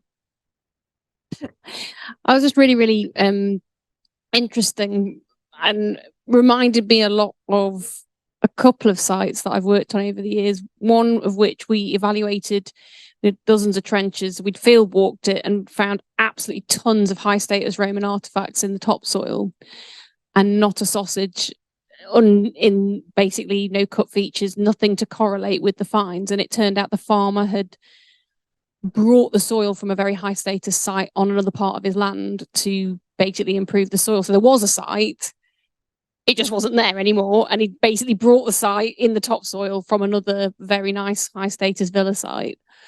But then obviously you're talking about trade there and everything. And I've also worked on some of the inland ports, places like Appledore and Sandwich, where you do get those big build-ups of all those really fantastic artifacts building up against wharf frontages, and then they get cleared out quite regularly. And again, if you're looking at a field that's quite close to the river in that way, maybe they'd want to build up the ground level. So rather than it being night soiling, again, like reclamation almost, borrowing soil from where there are buildings or demolished structures or, you know, industrial processes, especially if we've got lead working and things like that. And I just wondered if in some of your test pits, whether you were able to take any sort of soil samples in terms of looking at how the deposits seem. Like, does there seem to be a weird difference between what might be naturally occurring at the site and whether there's a difference in imported materials? So I didn't know if you'd managed to get any sort of analysis in that way done.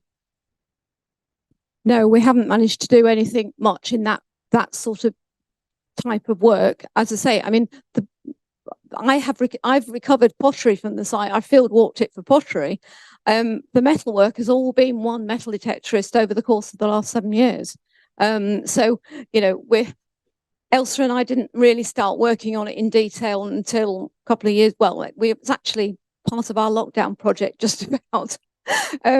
So we haven't looked at those sorts of things. I mean, it's interesting that if we've got these wharves, there's sort of there must have been a degree of change along the riverbank where just as you approach the weir, where the obviously the levels have changed, but we do get the flooding question.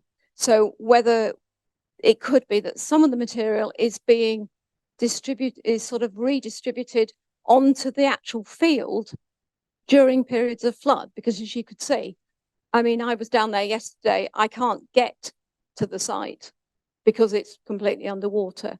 So, you know, there may be a degree of movement of material, but I think it's very localized. And I think there's no evidence at all that field, the quality of the soil around there is very, very good. And there wouldn't have been any obvious need to transship to bring material in. I think what we've got there is the naturally occurring soil. Well, as lockdown projects go, that's pretty inspiring. I don't think I could match that one. Any more questions in there? We're slightly ahead of our time, so we have the relative luxury of having a bit of time in hand. Welcome back to the last session of today's York Archaeological Forum conference.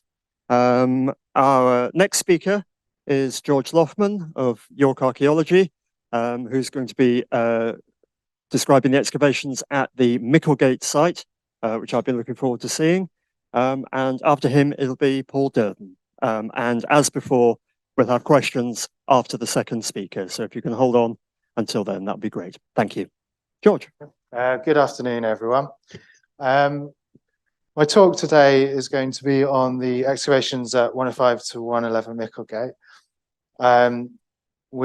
So this time last year, we started the excavations, and we finished them in June of this year.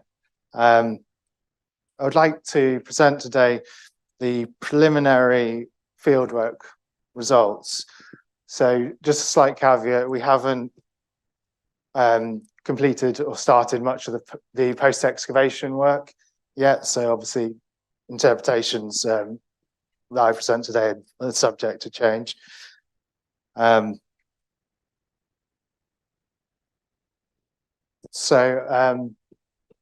The location of the site was along the Micklegate frontage in the southwest corner of the historic city of York, so really close to Micklegate Bar.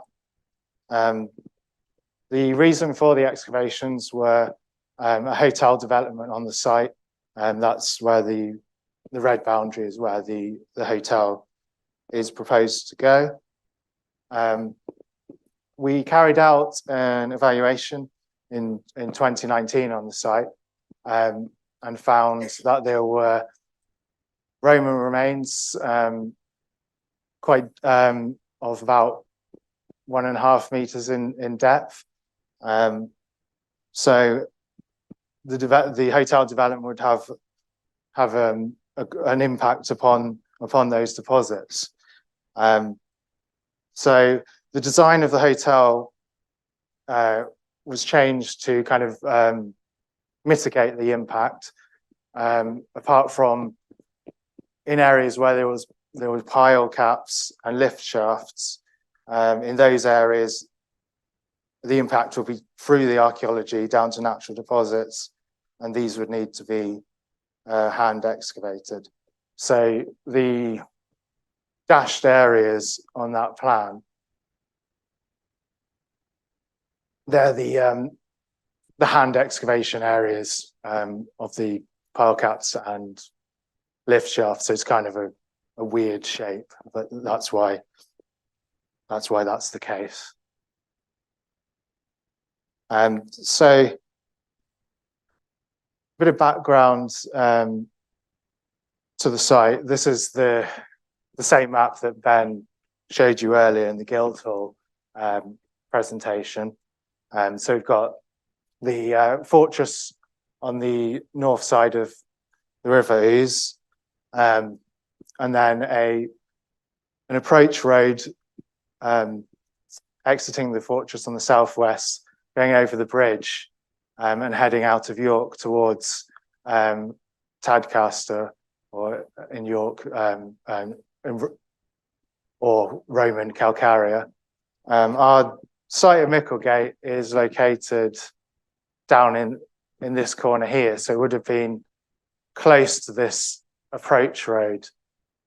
The area southwest of the Ouse is usually in the literature known as the Colonia. So it's the civilian part of York, which started to develop after the fortress was founded in the 1st century. I've highlighted just 3 sites which we'd have also heard about in the earlier presentation from Ben on Guildhall. Significant excavations into the Colonia, with Wellington Row being the largest site in the Roman Colonia. But these are all were excavated in the 80s. So there's been kind of a long stretch of time where we've just had much smaller interventions around the Colonia. So the exciting thing about this site was a chance to open up a slightly bigger area and get an idea of the development of the Colonia. So we were looking at if we could see a similar story to those at Wellington Row and Regia Street, where we've got activity starting in the early 2nd century and from the mid-2nd into the 3rd century, we were really getting a kind of boom in building and activity in the Colonia. So our earliest archaeology we had was a possible timber structure. So we've got alignments of post holes these are cut into the natural glacier deposits. Between the post holes, we also had a beam slot as well. So although we don't have any of the wood surviving, we've got the post holes and a beam slot, which suggests there was a timber building here. We also had a hearth. Highlighted there is the cut for the hearth, that I'll show you the actual tiled hearth on the next slide. Also, the deposits around the post hole had lots of fragmented bits of wood in them. We're thinking that it could be that this was the remains of a timber floor. It's just really decayed. We did also get some possible joists as well, lines of really degraded wood. But again, the preservation on this site, as opposed to the other sites, Wellington Road and Regia Street, is not as good. There's a lot more drainage here. We also had some larger post holes, which had clay packing and large stones in. So I think they were post pads again for timber posts, which may be associated with this earlier phase of activity. From the pottery spot dates that we've been able to get, the pottery suggests that it's at least 2nd or 3rd century associated with this structure. So this is the tiled hearth, which was within that cut on the previous slide. So we have some tiles in the front which were set into clay, perhaps as like a front to the hearth. This was a really heavily burnt bit of clay, which was almost like we thought it was like a brick to start with, but it's actually, I think, just clay that was so heavily burnt that it's hardened like that. And then a clay back, which seemed to be banked up against that line of post holes and the beam slots at the back. So yeah, it could be this is it seems like quite a small fire, maybe for a small room. It seems quite domestic in that way. So over the top of that alignment of posts and the hearth, we had this, well, we call it like a trample deposit. Lots of broken bits of pot in there, bone pins. We also had some of the pots were complete, as if they'd been placed within the deposit. And we know from other examples in York that quite often you get these foundation deposits placed before the construction of a building to kind of ensure the good luck for the building to be constructed. So perhaps that's what we're looking at here, the clearing of that timber building, maybe in preparation for another building. The pottery from this area, the spot date at the moment is that it's after the 2nd century at least, but it could be later than that. We also had within this deposit a really nice, well, it looks like a footprint, but it's probably the bottom of a shoe with the hobnails.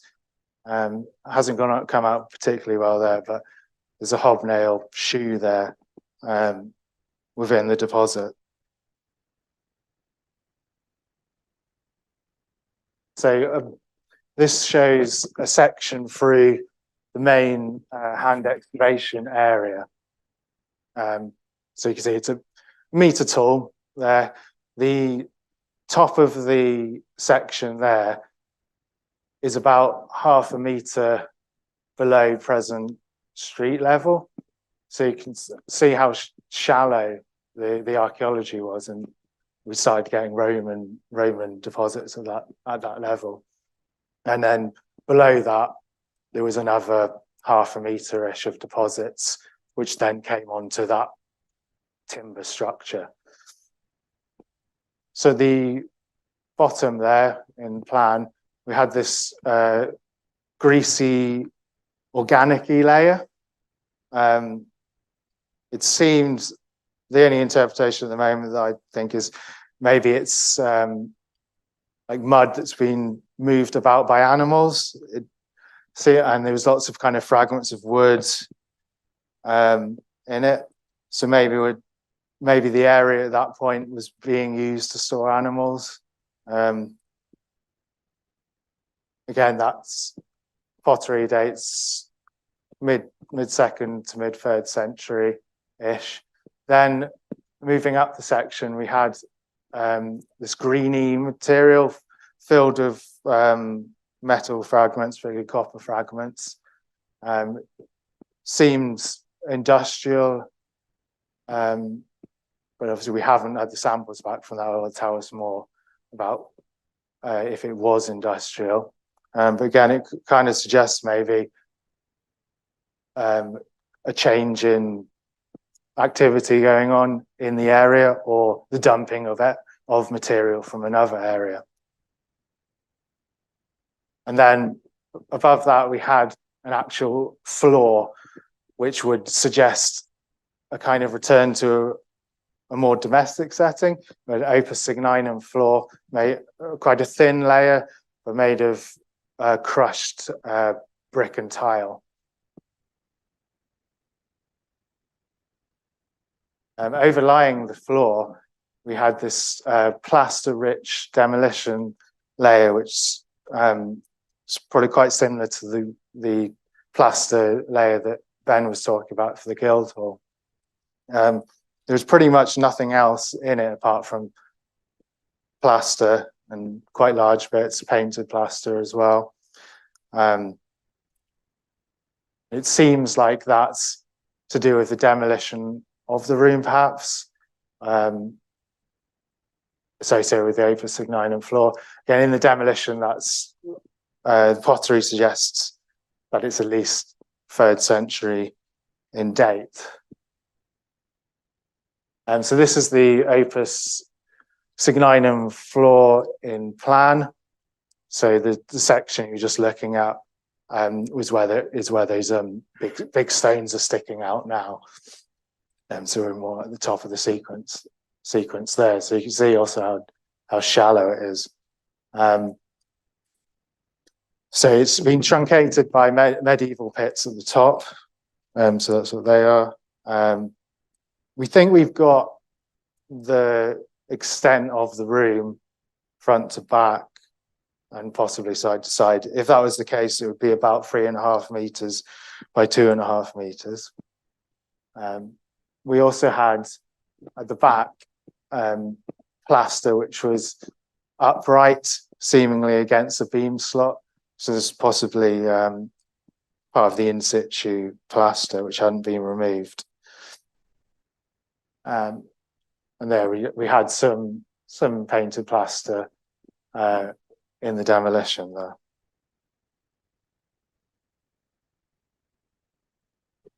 This is a drone shot of the site. So you can see the shape, the strange shape of it, of the trenches. The area at the bottom of the picture with the meter scale, that's where the opus signinum floor is, or was. And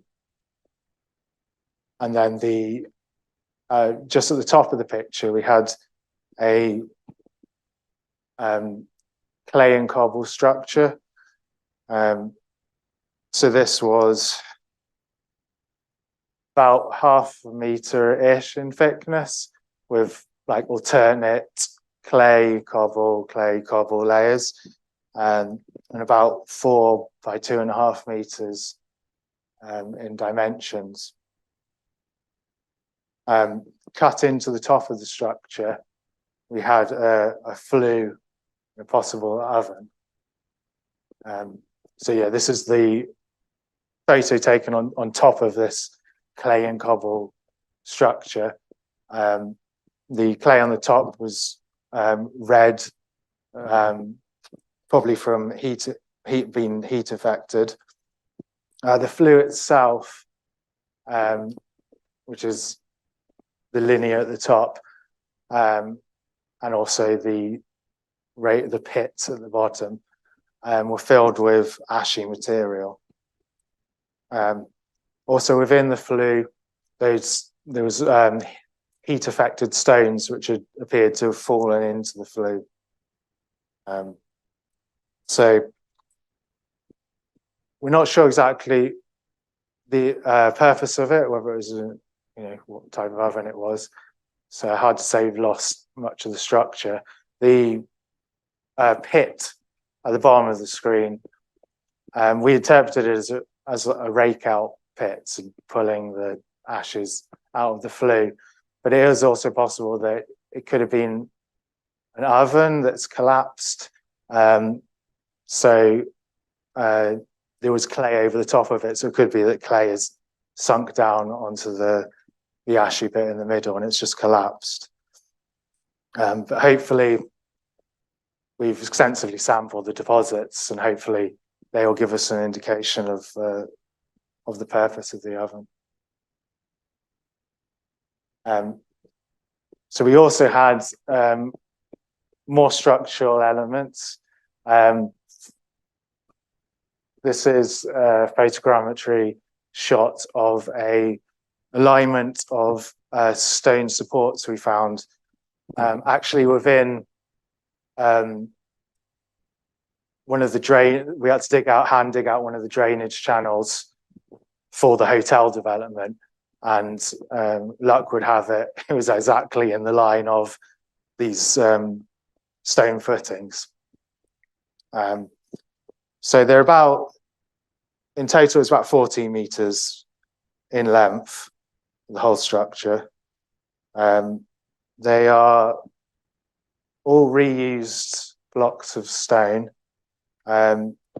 millstone grit. So it's the typical material that Romans used for foundation stones because of its strength and hard-wearing nature. Two of them were molded Roman artifacts. So you see a column base at the top, and another molded fragment on the left. These are exceptional finds.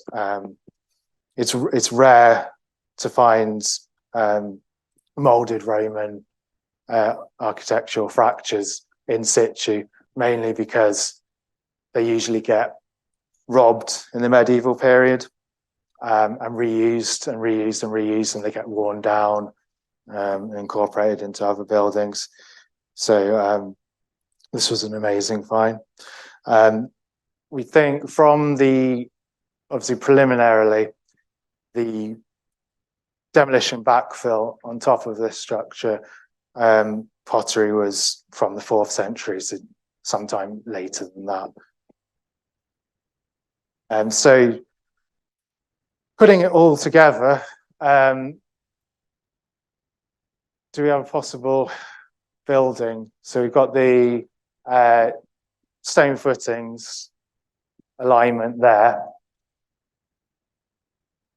We've got possible foundations. So these were like clay and cobble possible foundations. So we might have another wall there. That's where the flue was, and the clay and cobble rectangular structure in the middle.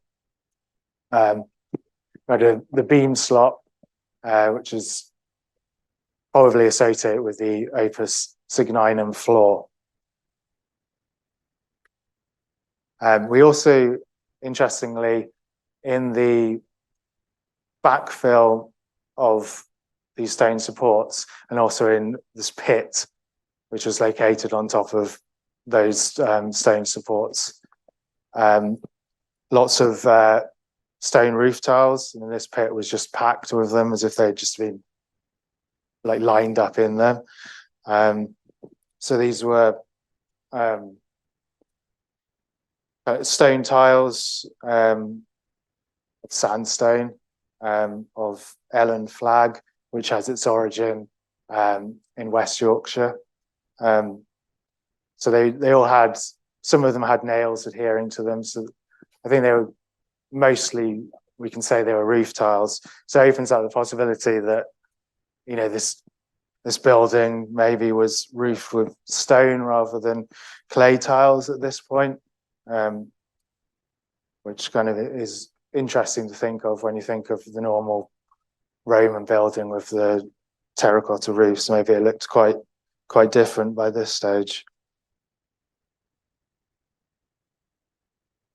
Our kind of latest undisturbed phase of activity was indicated by this tiled hearth constructed of broken tiles, heat affected stone, grit stone and sandstone, and also some millstone. It was quite a ad hoc construction. We also had, when we turned over one of the roof tiles, we had an imprint of a hobnail boot as well at the top. The deposits associated with this had, again, seems quite industrial in character. They had a lot of metal fragments in them. They're also very coin rich as well. Associated with this, we also had a possible smelter. So currently we're thinking we might have some kind of small scale crafts or metalworking going on here. And in terms of date, it's got to be later than the 4th century, but how much later, I'm not sure at this present time. In terms of the material culture that we had from the site, we had lots of it. We had nearly 11,000 sherds of pottery, including some quite fine wares. So we had Samian with the colour-coated wares as well. We also had mortariums, so evidence of food preparation, and we also had amphora, so suggesting storage of food items as well. We also had this really rare Roman antefix roof decoration, which it would have fitted on the roof of a building along the line of ridge tiles as a decorative piece. They are quite common in the Mediterranean, but as you go further north and west, they get rarer. They're quite rare in York. Apparently there's roughly 20 of them from York. So really fantastic finds there. We also had a lot of personal items, particularly bone pins, including a similar to the one at Guildhall. Strangely enough, we had this other really rare piece of a hand, although this one's unfortunately been broken, so we can't see what it's would have been holding. We also had some stamped tiles. So the one on the left is stamped with the Ninth Legion. So the first legion which founded the legionary fortress. And then we also had the other legion, the Sixth Legion on the right, the legion that took over the running of the fortress about 120 AD. So it was really nice to have both of those there, giving a connection between the Colonia and the fortress. And this is a word cloud of the descriptions in the small finds register. So it just gives an indication of the range of stuff we got. So a lot of the stuff was object, just a metal object, which we don't know what is, but when it's x-rayed, we might be able to tell what kind of object it was. We also had a lot of nails. If we're talking about a timber building, maybe they're from that. We also had lots and lots of coins. We had over 200 coins from the site. 4 of them were silver coins. As I said, we had loads of pins, mainly bone pins. There's about 57-ish of them from the site. We also had a lot of jet objects. We had 172 jet objects. And interestingly, we had quite a few objects associated with gaming. So one of the interesting things about the site was the amount of jet artifacts that we had. So we know in the Roman period that jet was used across the Roman Empire, mainly as jewelry. So such things as bangles and rings and pins. There's a source of jet at Whitby. I think there is also another source on the continent in Spain as well. But it's theorized that a lot of the jet throughout the Roman Empire actually came from Britain, which is interesting considering we're quite close to possible source in Whitby, in York. So do we have jet coming down into York and then being made into artifacts which are exported? Possible. So from Micklegate, we had a lot of what we think is raw jets and possible offcuts. We've also had a number of objects which appear broken. Possible that these were broken during manufacture. And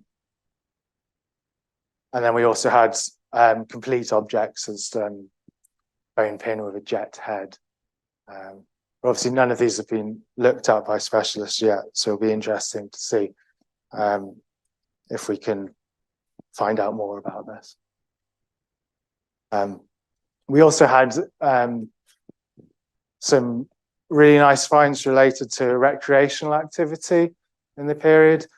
So we had a number of gaming tokens, but made out of ceramics, bone, stone, and also jet. There's more jet. We also had a cluster of gaming tokens as well, as if they'd just been discarded from the board just there. Connected to the gaming theme, we also had 2 bone dice.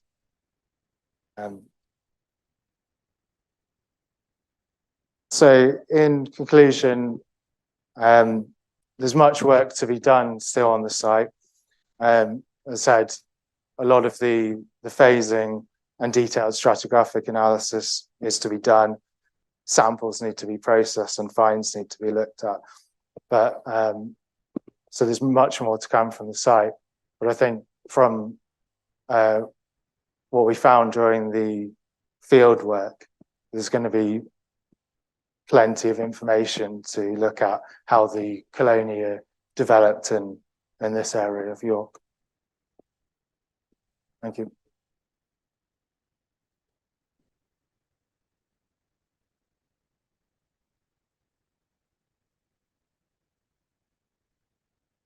Am I live? I'm sure.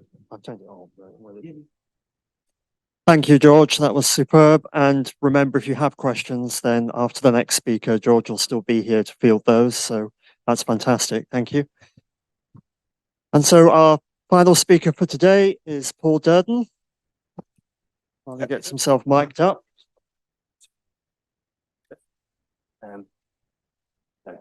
Left, the right one takes it forward, and that's a point. Okay. Red one. Okay. Thank you. So thank you, and just let a few people leave, and then Paul will crack on. All right. Hello. Thank you for sticking around. So I'm going to talk about Wheldrake, which is down the southeast ends of the sort of City of York Council area, just south of Wheldrake Wood, not actually in Wheldrake. So this project started as part of the Durdin project, which is a 3-year Heritage Lottery funded initiative directed by Brian Elsey, who's done a lot of work around this area of Yorkshire. The fieldwork was supervised by John Kenny and myself. We did 3 sites over 3 years, 2017, 18 and 19. This project really originated from an earlier project run by Brian, which was in North Duffield, looking at a big Iron Age roundhouse. Both that, sorry, I think my cup has a leak. Cheers, Ian. It's a whole lot of water in this. Thank you very much.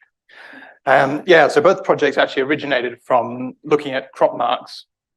So crop mark analysis done by Historic England as part of the Vale of York National Mapping Programme. Where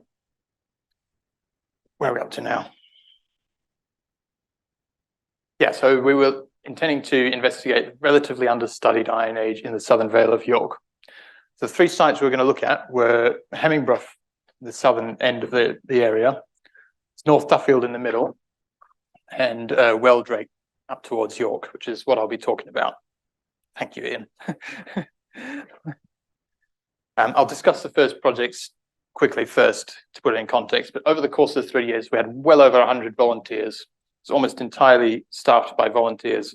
This is people from the local communities, students, school groups. We had a group with learning disabilities, all sorts.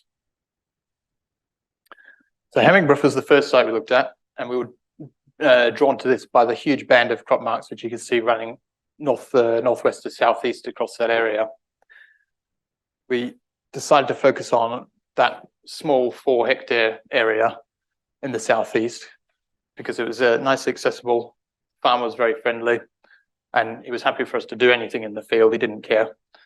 And there's also, just going back quickly, there's all sorts visible there. There's a lot of enclosures, there's ring ditches, there's trackways. And we know from previous evidence that most of this is probably Iron Age Roman, but we wanted to find out more and what it actually means. So we did start with geophysics, and the magnetometry very closely matched the crop marks. As far as the ring ditches were concerned, almost all of them turned up exactly where expected. Field boundaries were quite sparse in the magnetometry. Around the ring ditches are a little bit clearer. We ended up opening 6 small trenches, mostly just small evaluations across the ring ditches. And they all had prehistoric pottery, all had prehistoric features, calcite tempered pottery, which is sort of ubiquitous in the Iron Age around here. There was some Roman pottery in later features. So we concluded it's a fairly diffuse farming settlement, lots of separate little roundhouses in their own enclosures, with some later reconfiguration in the early Roman period. So we've got some Roman pottery. The middle photo at the top is our most complex, it's our largest and most complex trench at Hemmingbuff, which is also the photo on the right. Middle bottom is a loom weight found in one of our trenches, and that's the geophysics showing the ring ditches, which turned up nice and clear. Moving on to North Duffield, which was the second project, second site we looked at. It's quite different sort of layout. We ended up with this lovely clear target, this double ditch enclosure with a ring ditch in the middle of it. It's about 100 meters across, that enclosure, 100 meters by 50 meters. It's in a big wider system of trackways and fields again. That was our study area in the end, where we did our geophysics. The arrows in the top right, this is Brian's first project, which was 2012 to 2015 or 14 or 15, and he investigated that roundhouse. This on the OS map is actually the replica roundhouse that he built as part of that project.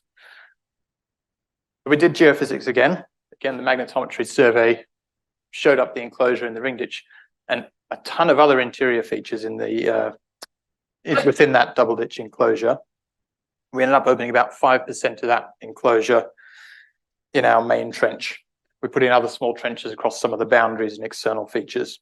And again, we had prehistoric pottery from all the trenches through to about 2nd century AD, almost exactly the same date range as we had at Wheldrake, with some hints of earlier Middle Iron Age pottery in the central area. So slightly different settlement form here. We concluded it was a bit more centralized, sort of almost an estate based around this big enclosure, rather than having lots of separate farmhouses in their own fields. Here's some lovely photos from the site. The top middle is our central enclosure trench, which was incredibly complex and a lot bigger than what we did in Hemmingbuff, possibly too big. We narrowed things down a bit at Wheldrake. The middle bottom is the interpretation of the magnetometry of that enclosure, showing also the trench locations. The right is some Ebor ware pottery, so that's produced in York, mostly related to the military, I believe. And on the left, Tony Hunt came out and he flew his drone for us over the site, and you can actually see some of the crop marks showing up in the clover in the field. It was an incredibly dry period, and the clover was the only thing that was actually still growing. And it shows up like that, matches some of the features on the geophysics perfectly.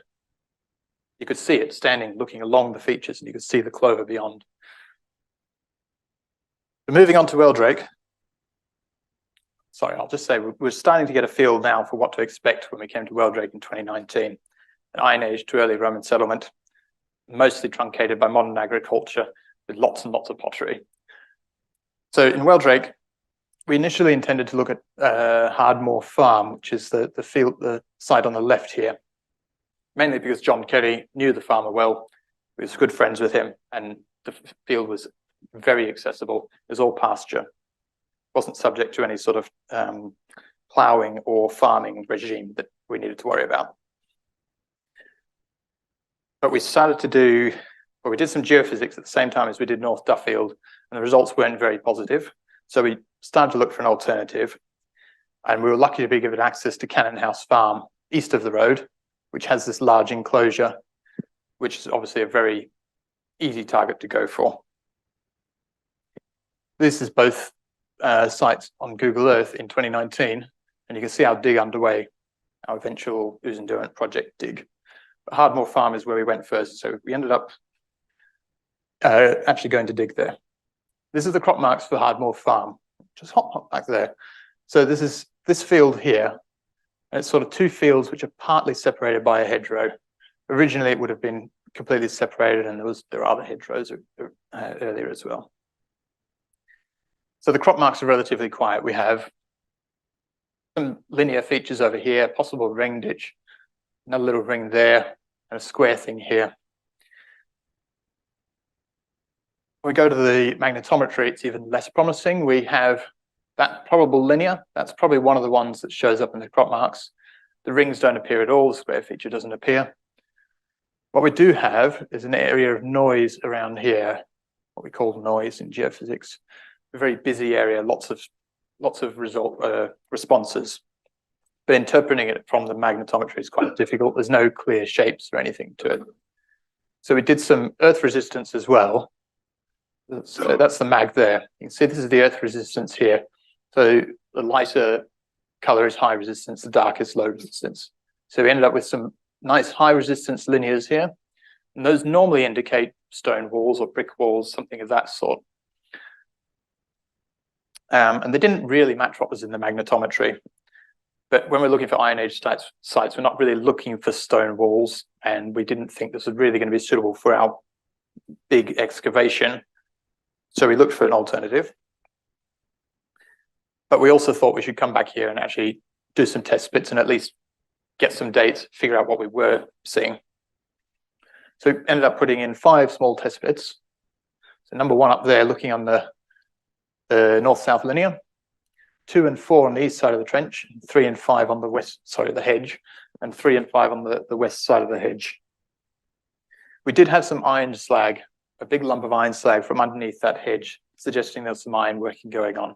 We thought maybe we had potentially a Roman or medieval iron working site. There's a lot of bog iron available just in Wheldrake Wood. Trench 1, which is across the linear, revealed a big ditch, which is kind of what we expected. It's dug directly into the natural sands. And that had calcite tempered pottery, which is Iron Age through to Roman. So very much what it's expected. It's a prehistoric feature. Trench 3 and 5, which I'll look at first, are on the west side of the hedge, and they had ditches dug into clay. So the natural geology had changed to clay on this point from sand further across and further to the east in the field. And again, calcite tempered pottery. Trench 5 was the same. Now the ditches in trench 3 and 5 corresponded exactly to the high resistance linears in our geophysics. So the resistance results are actually the opposite of what we might expect for ditches. And we think that's because it's the clay geology, and the ditches are actually better draining than the clay. There'd been a lot of rain just before we did our earth resistance. Trench 2, again, ditches into the clay, and we dug that slot in the bottom there and across the right there. We dug that into the clay just to make sure it was natural, and it was really, really rock hard. Again, calcite tempered pottery. This ditch, which we only got a portion of, has a slight curve to it like that. So it may have been a curve of a roundhouse or something. Trench 4 was where it got really interesting. So we didn't have any ditches here, but what we do have are in situ occupation deposits. So come down on this speckled grey material on top of a clay layer which curves around there, which is on top of another speckled darker grey material, which is then on top of more clay. So we dug this little sondage down the side just to check the sequence and to see how it was all relating to each other. But we didn't feel we could really understand what was going on here in the confines of the trench. And we also didn't feel we had the resources as part of the project to expand this and, to excavate it with the proper care that it really deserves. So the conclusion at Hardmoor Farm was we didn't have a medieval or Roman site. We have an Iron Age or Romano-British site with really well preserved prehistoric / Romano-British occupation deposits, which are really, really rare in this part of the Vale of York, mostly because they're truncated by later agriculture. The difference here is that they're preserved under pasture. The topsoil, particularly in trench 4, was about 40-50 centimeters deep. And as far as we know, the field has not been ploughed for 100 years or more. And it's not being ploughed now. It just gets mown every year for hay. So that topsoil is just continuing to grow. So it's very well preserved. Very significant potential for future excavation. I would love to do that. If somebody wants to fund that, we can go and do a big excavation and sample it properly, do some really detailed analysis. However, in 2019, we went to Cannon House Farm on the east side of the road, where we have really nice, clear targets. The crop marks are much more complex. So we have, again, what appears to be a double ditch enclosure with a central ring ditch, another ring ditch to the west. The main enclosure is about 70 meters by 50 meters, a little bit smaller than North Duffield, but otherwise quite similar in form. Again, set in a wider field system. The magnetometry very closely matched to the crop marks again, with the enclosure showing up nice and clear. The wider sort of extended field boundaries, not so much. The difference in magnetic response between the east and west side of the enclosure is interesting. It goes very quiet on the west side, less clear. And that's also matched in the earth resistance by this band of low resistance coming through, this big dark band. Otherwise, in the earth resistance, you can see the enclosure really clearly, which is beautiful. You can see 2 or 3 ditches around this side, and they continue all the way around. There are hints of the central ditches, and there's other features visible. And then complementing the geophysical survey, we actually, Tony Hunt came and flew his drone again. He came up with this phenomenal crop health image. And they're just, yeah, there's features everywhere. So we have the central ring ditch with another bit of a ring visible inside it. We've got the enclosure turning up nice and clear. We've got more features to the south of the central ring ditch, the western ring ditch, field boundaries, field drains. Yeah, all sorts showing up there. So we're really spoiled for choice with where we wanted to dig, because this was a research dig and we weren't constrained by development, which was nice. So we could pick a place there. Like there's spots over there saying, dig me, dig me, dig me. Yeah. I ended up putting in 4 trenches. So trench 1 over the western ring ditch, just to get some evidence, dating evidence and so on for that. Trench 2 over the northern boundaries, partly to try and determine why that magnetic response was different between the east and west sides of the enclosure. Trench 3 was the big trench. It's the main trench, about 20 meters by 15 meters over the central enclosure, encompassing a portion of the central ring ditch and some of the features south of it. And then trench 4 over the enclosure entrance. But unfortunately, it was really wet that autumn. Not quite as bad as Acaster Malbis, but yeah, we had several days where we just lost all work due to the rain, where we'd clean it up really nice the day before and come back and it looked like this. So we did a lot of bailing out. We had some incredible volunteers who were very happy to just come and bail the water, which was amazing, but didn't cool their enthusiasm at all. However, I'll go through the trenches one by one. So trench 1 over the western ring ditch was very much as expected. It came up with an Iron Age / Romano-British roundhouse. There's the ring ditch coming through there, matching the geophysics perfectly. We didn't look at any of the internal features, although there are hints of stuff showing up in here. There's some faint changes in color, but we didn't look at those because we wanted to focus our efforts on the larger trenches, simply because the rain was limiting our time so much. The ring ditch here was full of cobbles and calcite grit pottery again. Trench 2 was put over the boundary ditches, partly so we could try and see why the magnetic response was different between the west and east sides of the enclosure. In the end, we didn't dig any of this at all. We cleaned it up and photographed it and recorded it and left it at that because we just didn't have time. But looking at it afterwards, there's a hint of a ring ditch actually here coming around somewhere. That might be something to look at in future. That actually corresponds to some feature on the earth resistance as well. So there might be a ring ditch there that predates or postdates the boundary ditches. Trenches 3 and 4 were the main show, I guess. They were very large. Trench 4 was about 15 meters by 10 meters. And they were targeting the more interesting parts of the enclosure. We didn't dig everything. We opened up the trenches, cleaned up a lot of features, and decided what we really needed to dig to understand like the site, to characterize the site and retrieve a lot of dating evidence. Because, yeah, digging 100% of that would take weeks and weeks, and we had 14 days, I think it was, in the end, of which we lost 3 to rain. start with trench 4 because it's a bit simpler. So this was over the enclosure's entranceway. We have the northern ditch terminal coming down there, the southern ditch terminal here. And we have a couple of post holes. There's one there, and then there's a shallow pit here. And those were the only features we actually investigated. We didn't actually dig the southern ditch terminal, we just cleaned it up.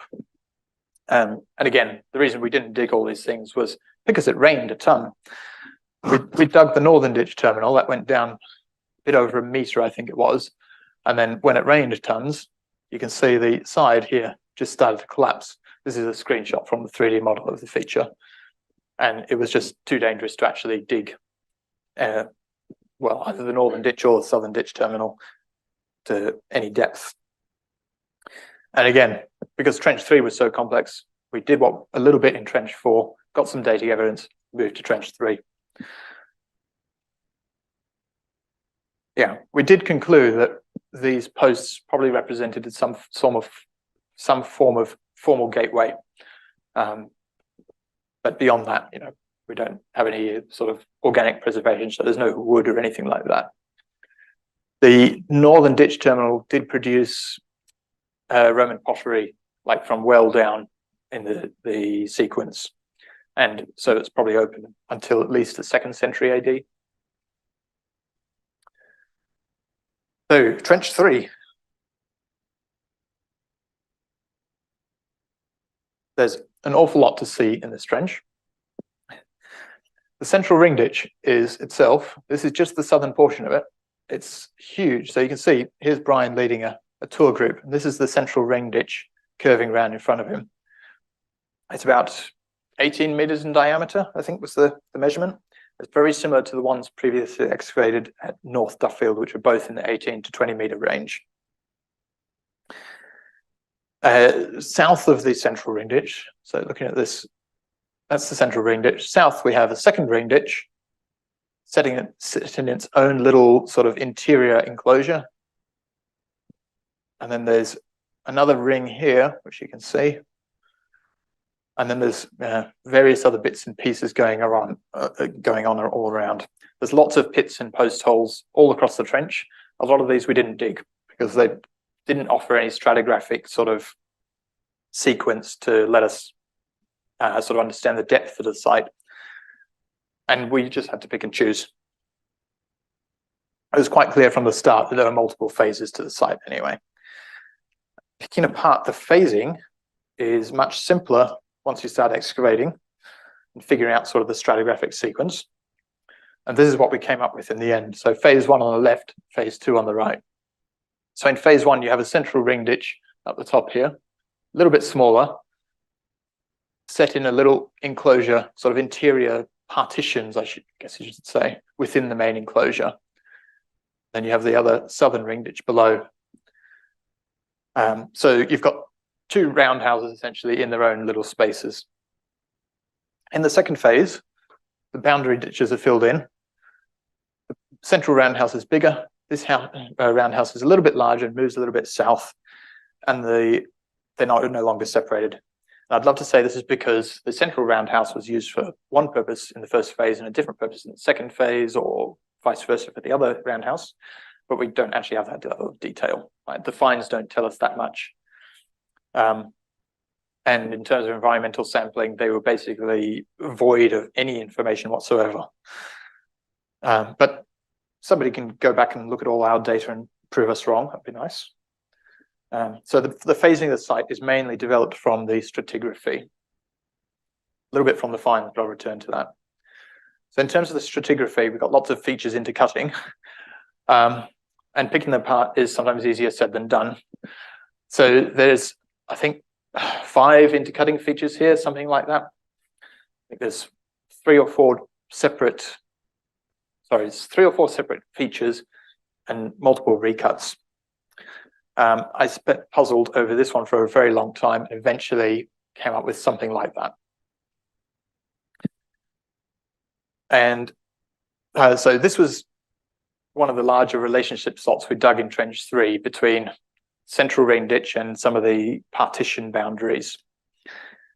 And this is only possible because we did 3D photogrammetry of that slot. So we could do this in post-ex because the slot was filling with water so fast that it was actually impossible to keep working there. But that's the benefits of photogrammetry. You can go and figure out this stuff later. So in terms of the phasing, dating the phasing was obviously an important question in understanding the actual date of the site. And we were very lucky to get a lot of carbon dating as part of our project. So we had quite a large budget for carbon dating in the initial funding from, I should say, it's for a Heritage Lottery funded project. And we got 8 successful dates back. So 2 from North Duffield, 3 from Wheldrake, 3 from Hemmingbrough. And there was 1 also from the earlier North Duffield project, which fits our sequence quite nicely. So 7 of these dates were from carbonized residue on pottery, which is really good because it's actually dating the use of the pottery. So they're not from bone, they're not from wood, which can be residual. This is actually from pottery that's been broken and left on site. So it gives us a really tight sort of, a really accurate sort of date, I should say. All 3 sites are broadly similar. So sort of late Iron Age through to early Roman. But Wheldrake has this earlier phase. And at North Duffield, there was also hints of earlier pottery from this big central ring ditch. And the previous project was also a middle Iron Age date of quite similar to this one from Wheldrake. So the first project that Brian ran in 2012. So phase 1 at Wheldrake is this middle Iron Age date between 200 and 300 BC probably. And then later on you have the late Iron Age through into the early Roman period. And then all of them have pretty much nothing after 2nd century AD. The evidence just seems to tail off completely. We had a few sherds of pottery from North Duffield, I think, which were later than that. So the finds actually corresponded fairly well to the stratigraphic dating and the carbon dating. In terms of finds from Wheldrake, we had hundreds of sherds of pot, something like 800, around 20 kilos of pottery. Most of it, like about 19 kilos of it, I think it was calcite gritted ware, this stuff. You can see there's trays and trays of it, just from trench 3. And it's not all of it by any means. This pot on the left was a highlight. That's a very large pot, that sort of size, upside down in one of the ring ditches. It had clearly been broken and just chucked away and then left in the ditch. Most of the pottery is very typical of the period in Yorkshire. There was nothing in the way of small finds, really. No Roman coins, no brooches, nothing like that at all. Absolutely nothing beyond a few sherds of Samian to suggest we had any sort of high status occupation on site. So you have these huge complex enclosures, but they're just farms.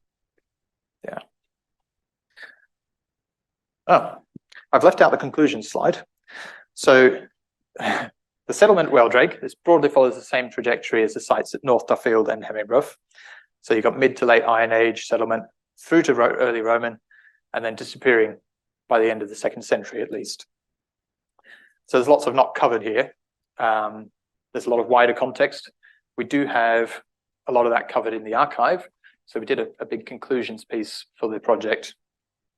And the archive is freely available. So further questions that have arisen. Were these settlements part of the Roman territorium? Did they become part of the Roman territorium? So we've got hints of like Roman pottery coming in, or Roman style pottery. So we've got pottery coming down from York. We have Samian ware and so on. We've got Roman grey wares appearing. A small quantity in general, but there's definitely some influence. And there is some reconfiguration of field systems at Hemmingbrough that suggests there's a sort of change in the landscape. Where are the dead people? We know where they live. York have done a site at Boroughbridge Road fairly recently, which the the shape of it is not dissimilar to many of the crop marks that we can see in this area. So maybe some of the ring ditches and enclosures we see are actually mortuary enclosures, which makes sense. There's also big square barrow cemeteries all around the place. There's square barrow cemetery at Pocklington, at Skipwith. There's square barrows sort of over Rickhall Way and Kaywood, and so on. And what happened after the 2nd century? Why did the hill stop then? There's no real sign of anything later on any of the sites. They just go through to that early mid-Roman period, and then just stop. And at Cannon House Farm, on the east side of Broad Highway in Wheldrake, there's actually an enclosure to the north here. So there's a round enclosure. This is just from the magnetometry results, with a rectangular feature inside it. That tallies up with what a small area of resistance survey we did there as well. We don't know what that is. We haven't actually looked at that area at all, but it could be Roman, it could be Iron Age, it could be later. There is apparently supposed to be a church somewhere in that area that is missing. So is that it? That's something I want to go back and look at again. So the question I haven't answered yet is what happened when the Romans came? And the answer is not much. Life went on. So they dug some more ditches and they filled some in. They bought some new pots, and then not much change, which itself is an interesting question because there's clearly a lot of social and political change at that time. And there's massive changes around York and closer to the big centres. There's not really any change visible here. No. Any answers?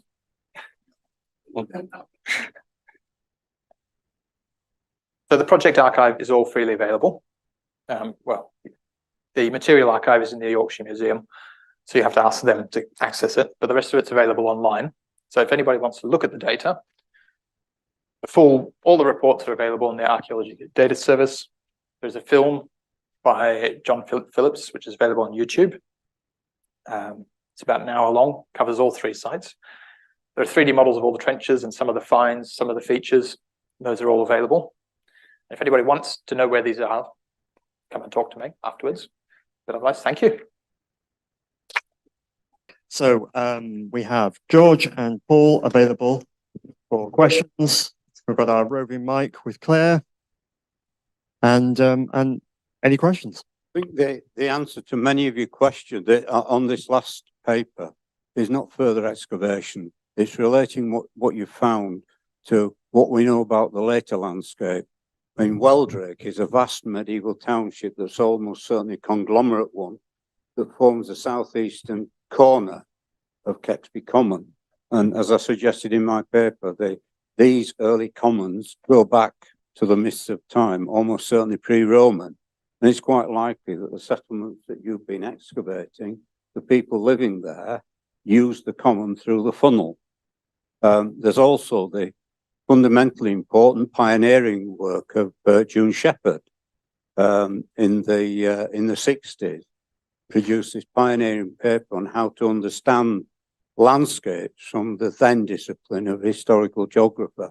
And she used Wheldrake as an example, a brilliant paper that I often look at because she's got so much stuff in it that looks back beyond the documents that she's dealing with. So I think that's the area that you need to be developing to understand what you've excavated. So I haven't actually mentioned, but we did a large desk space assessment as part of the project, and we've looked at some of this wider sort of landscape context in the concluding paper. John Kenny did a lot of that work. So that forms part of the archive. And I completely agree with what you're saying. Well, this question is my colleague, George Loffman. Now, George and I share the same office space, but 200 Roman coins. To put that in a little bit of context, although George's site was something in the order of about 5 by area, about 5 or 10 times larger than my site at the Guildhall. I had four Roman coins, so a factor of 50.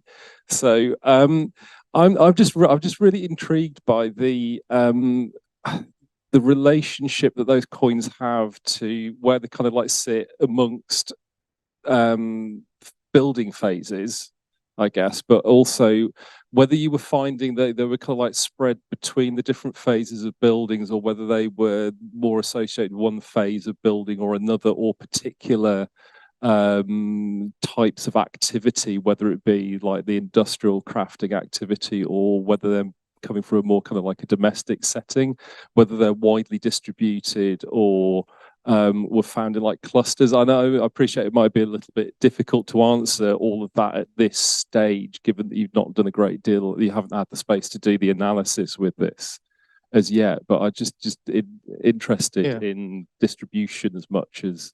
Yeah.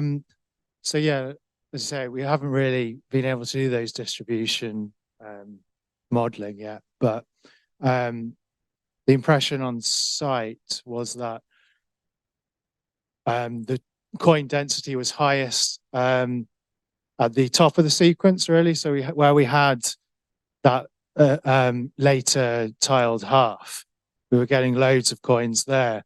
And one of the theories we had was whether they were smelting down coins in that half. Because I believe in the 4th century, you have a devaluation in the currency at that point. So that's maybe why we're getting a lot of coins in that phase. But yeah, it'd be interesting when we start doing the postdoc to see if there is actually a cluster around the half and the smelter that we had as well.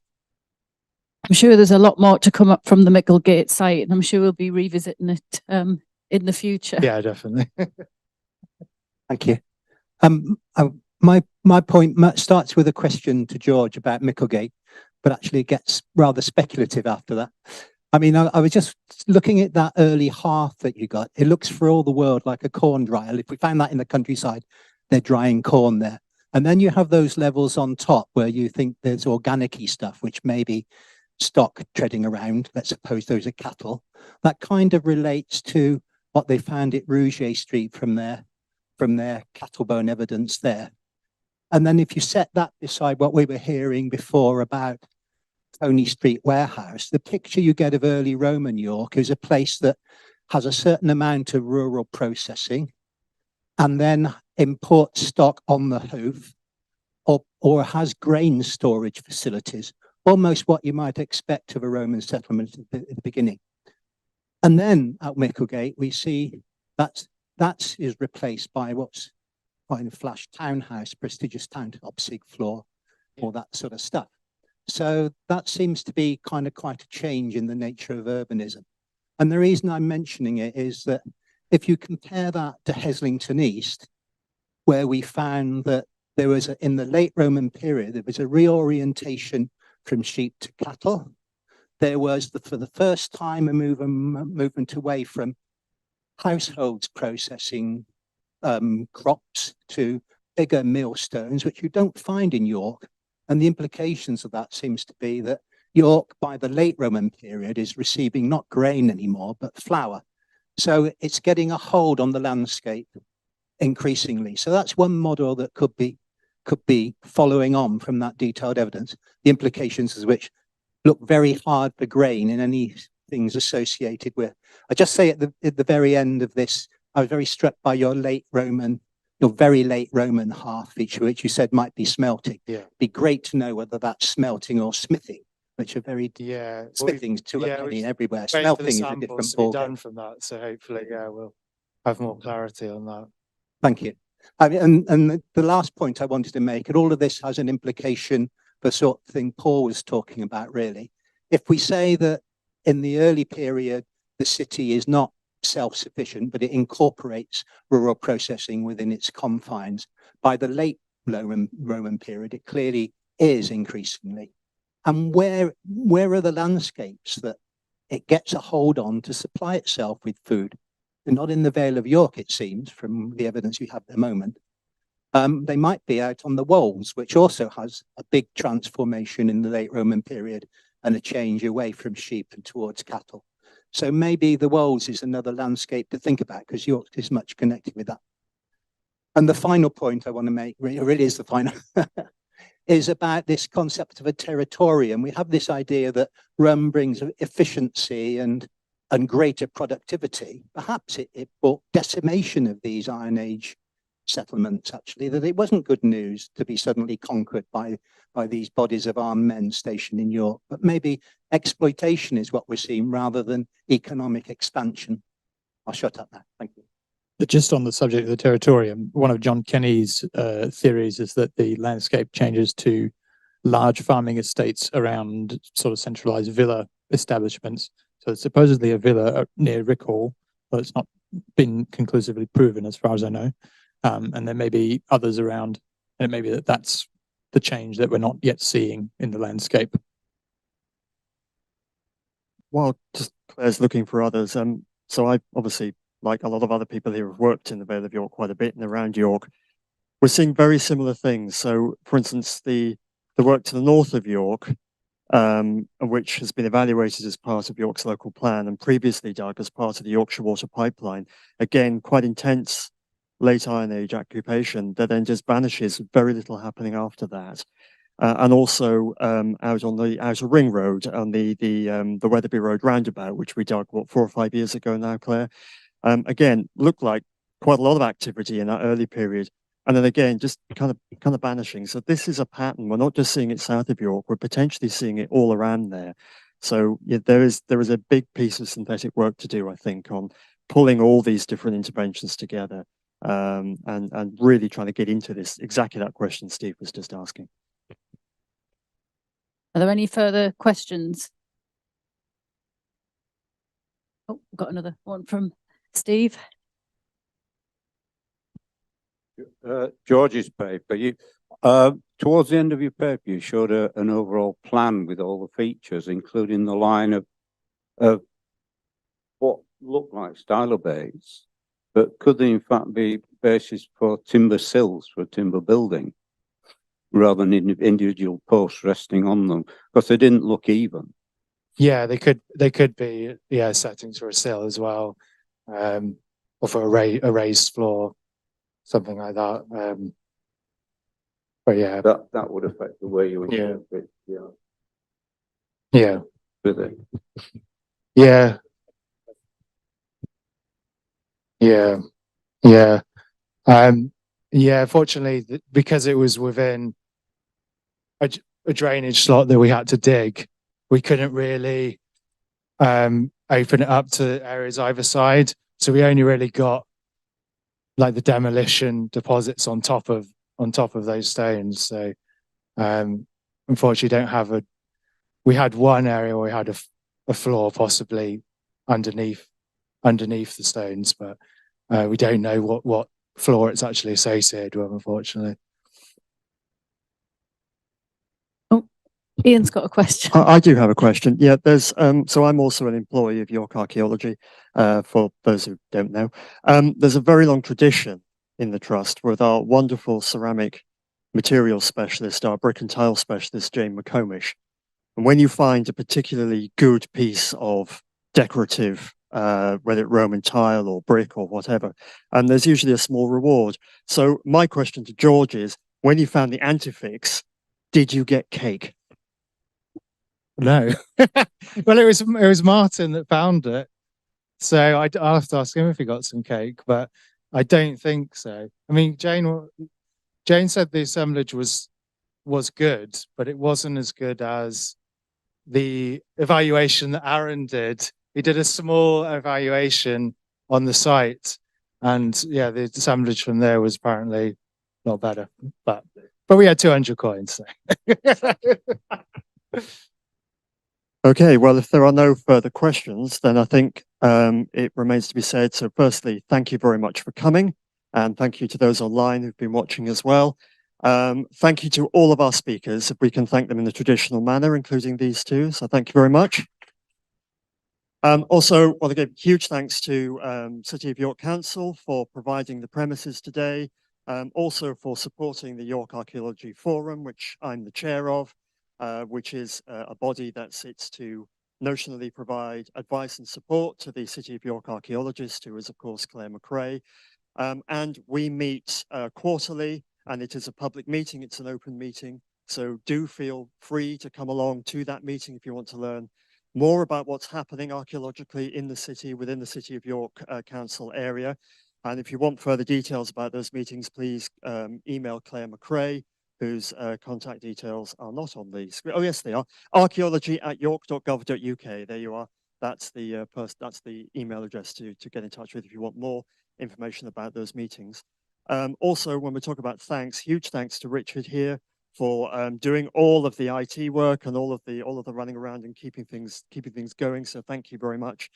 And unless I've forgotten anyone, Claire, I think that's everything. So thank you once again, and we'll see you all next year when we do it all over again. Thank you. Oh, and to our exhibitors as well, deposit modelling at the back and the various finds and the bookstores and everything else. Thank you, everybody. You're all marvellous.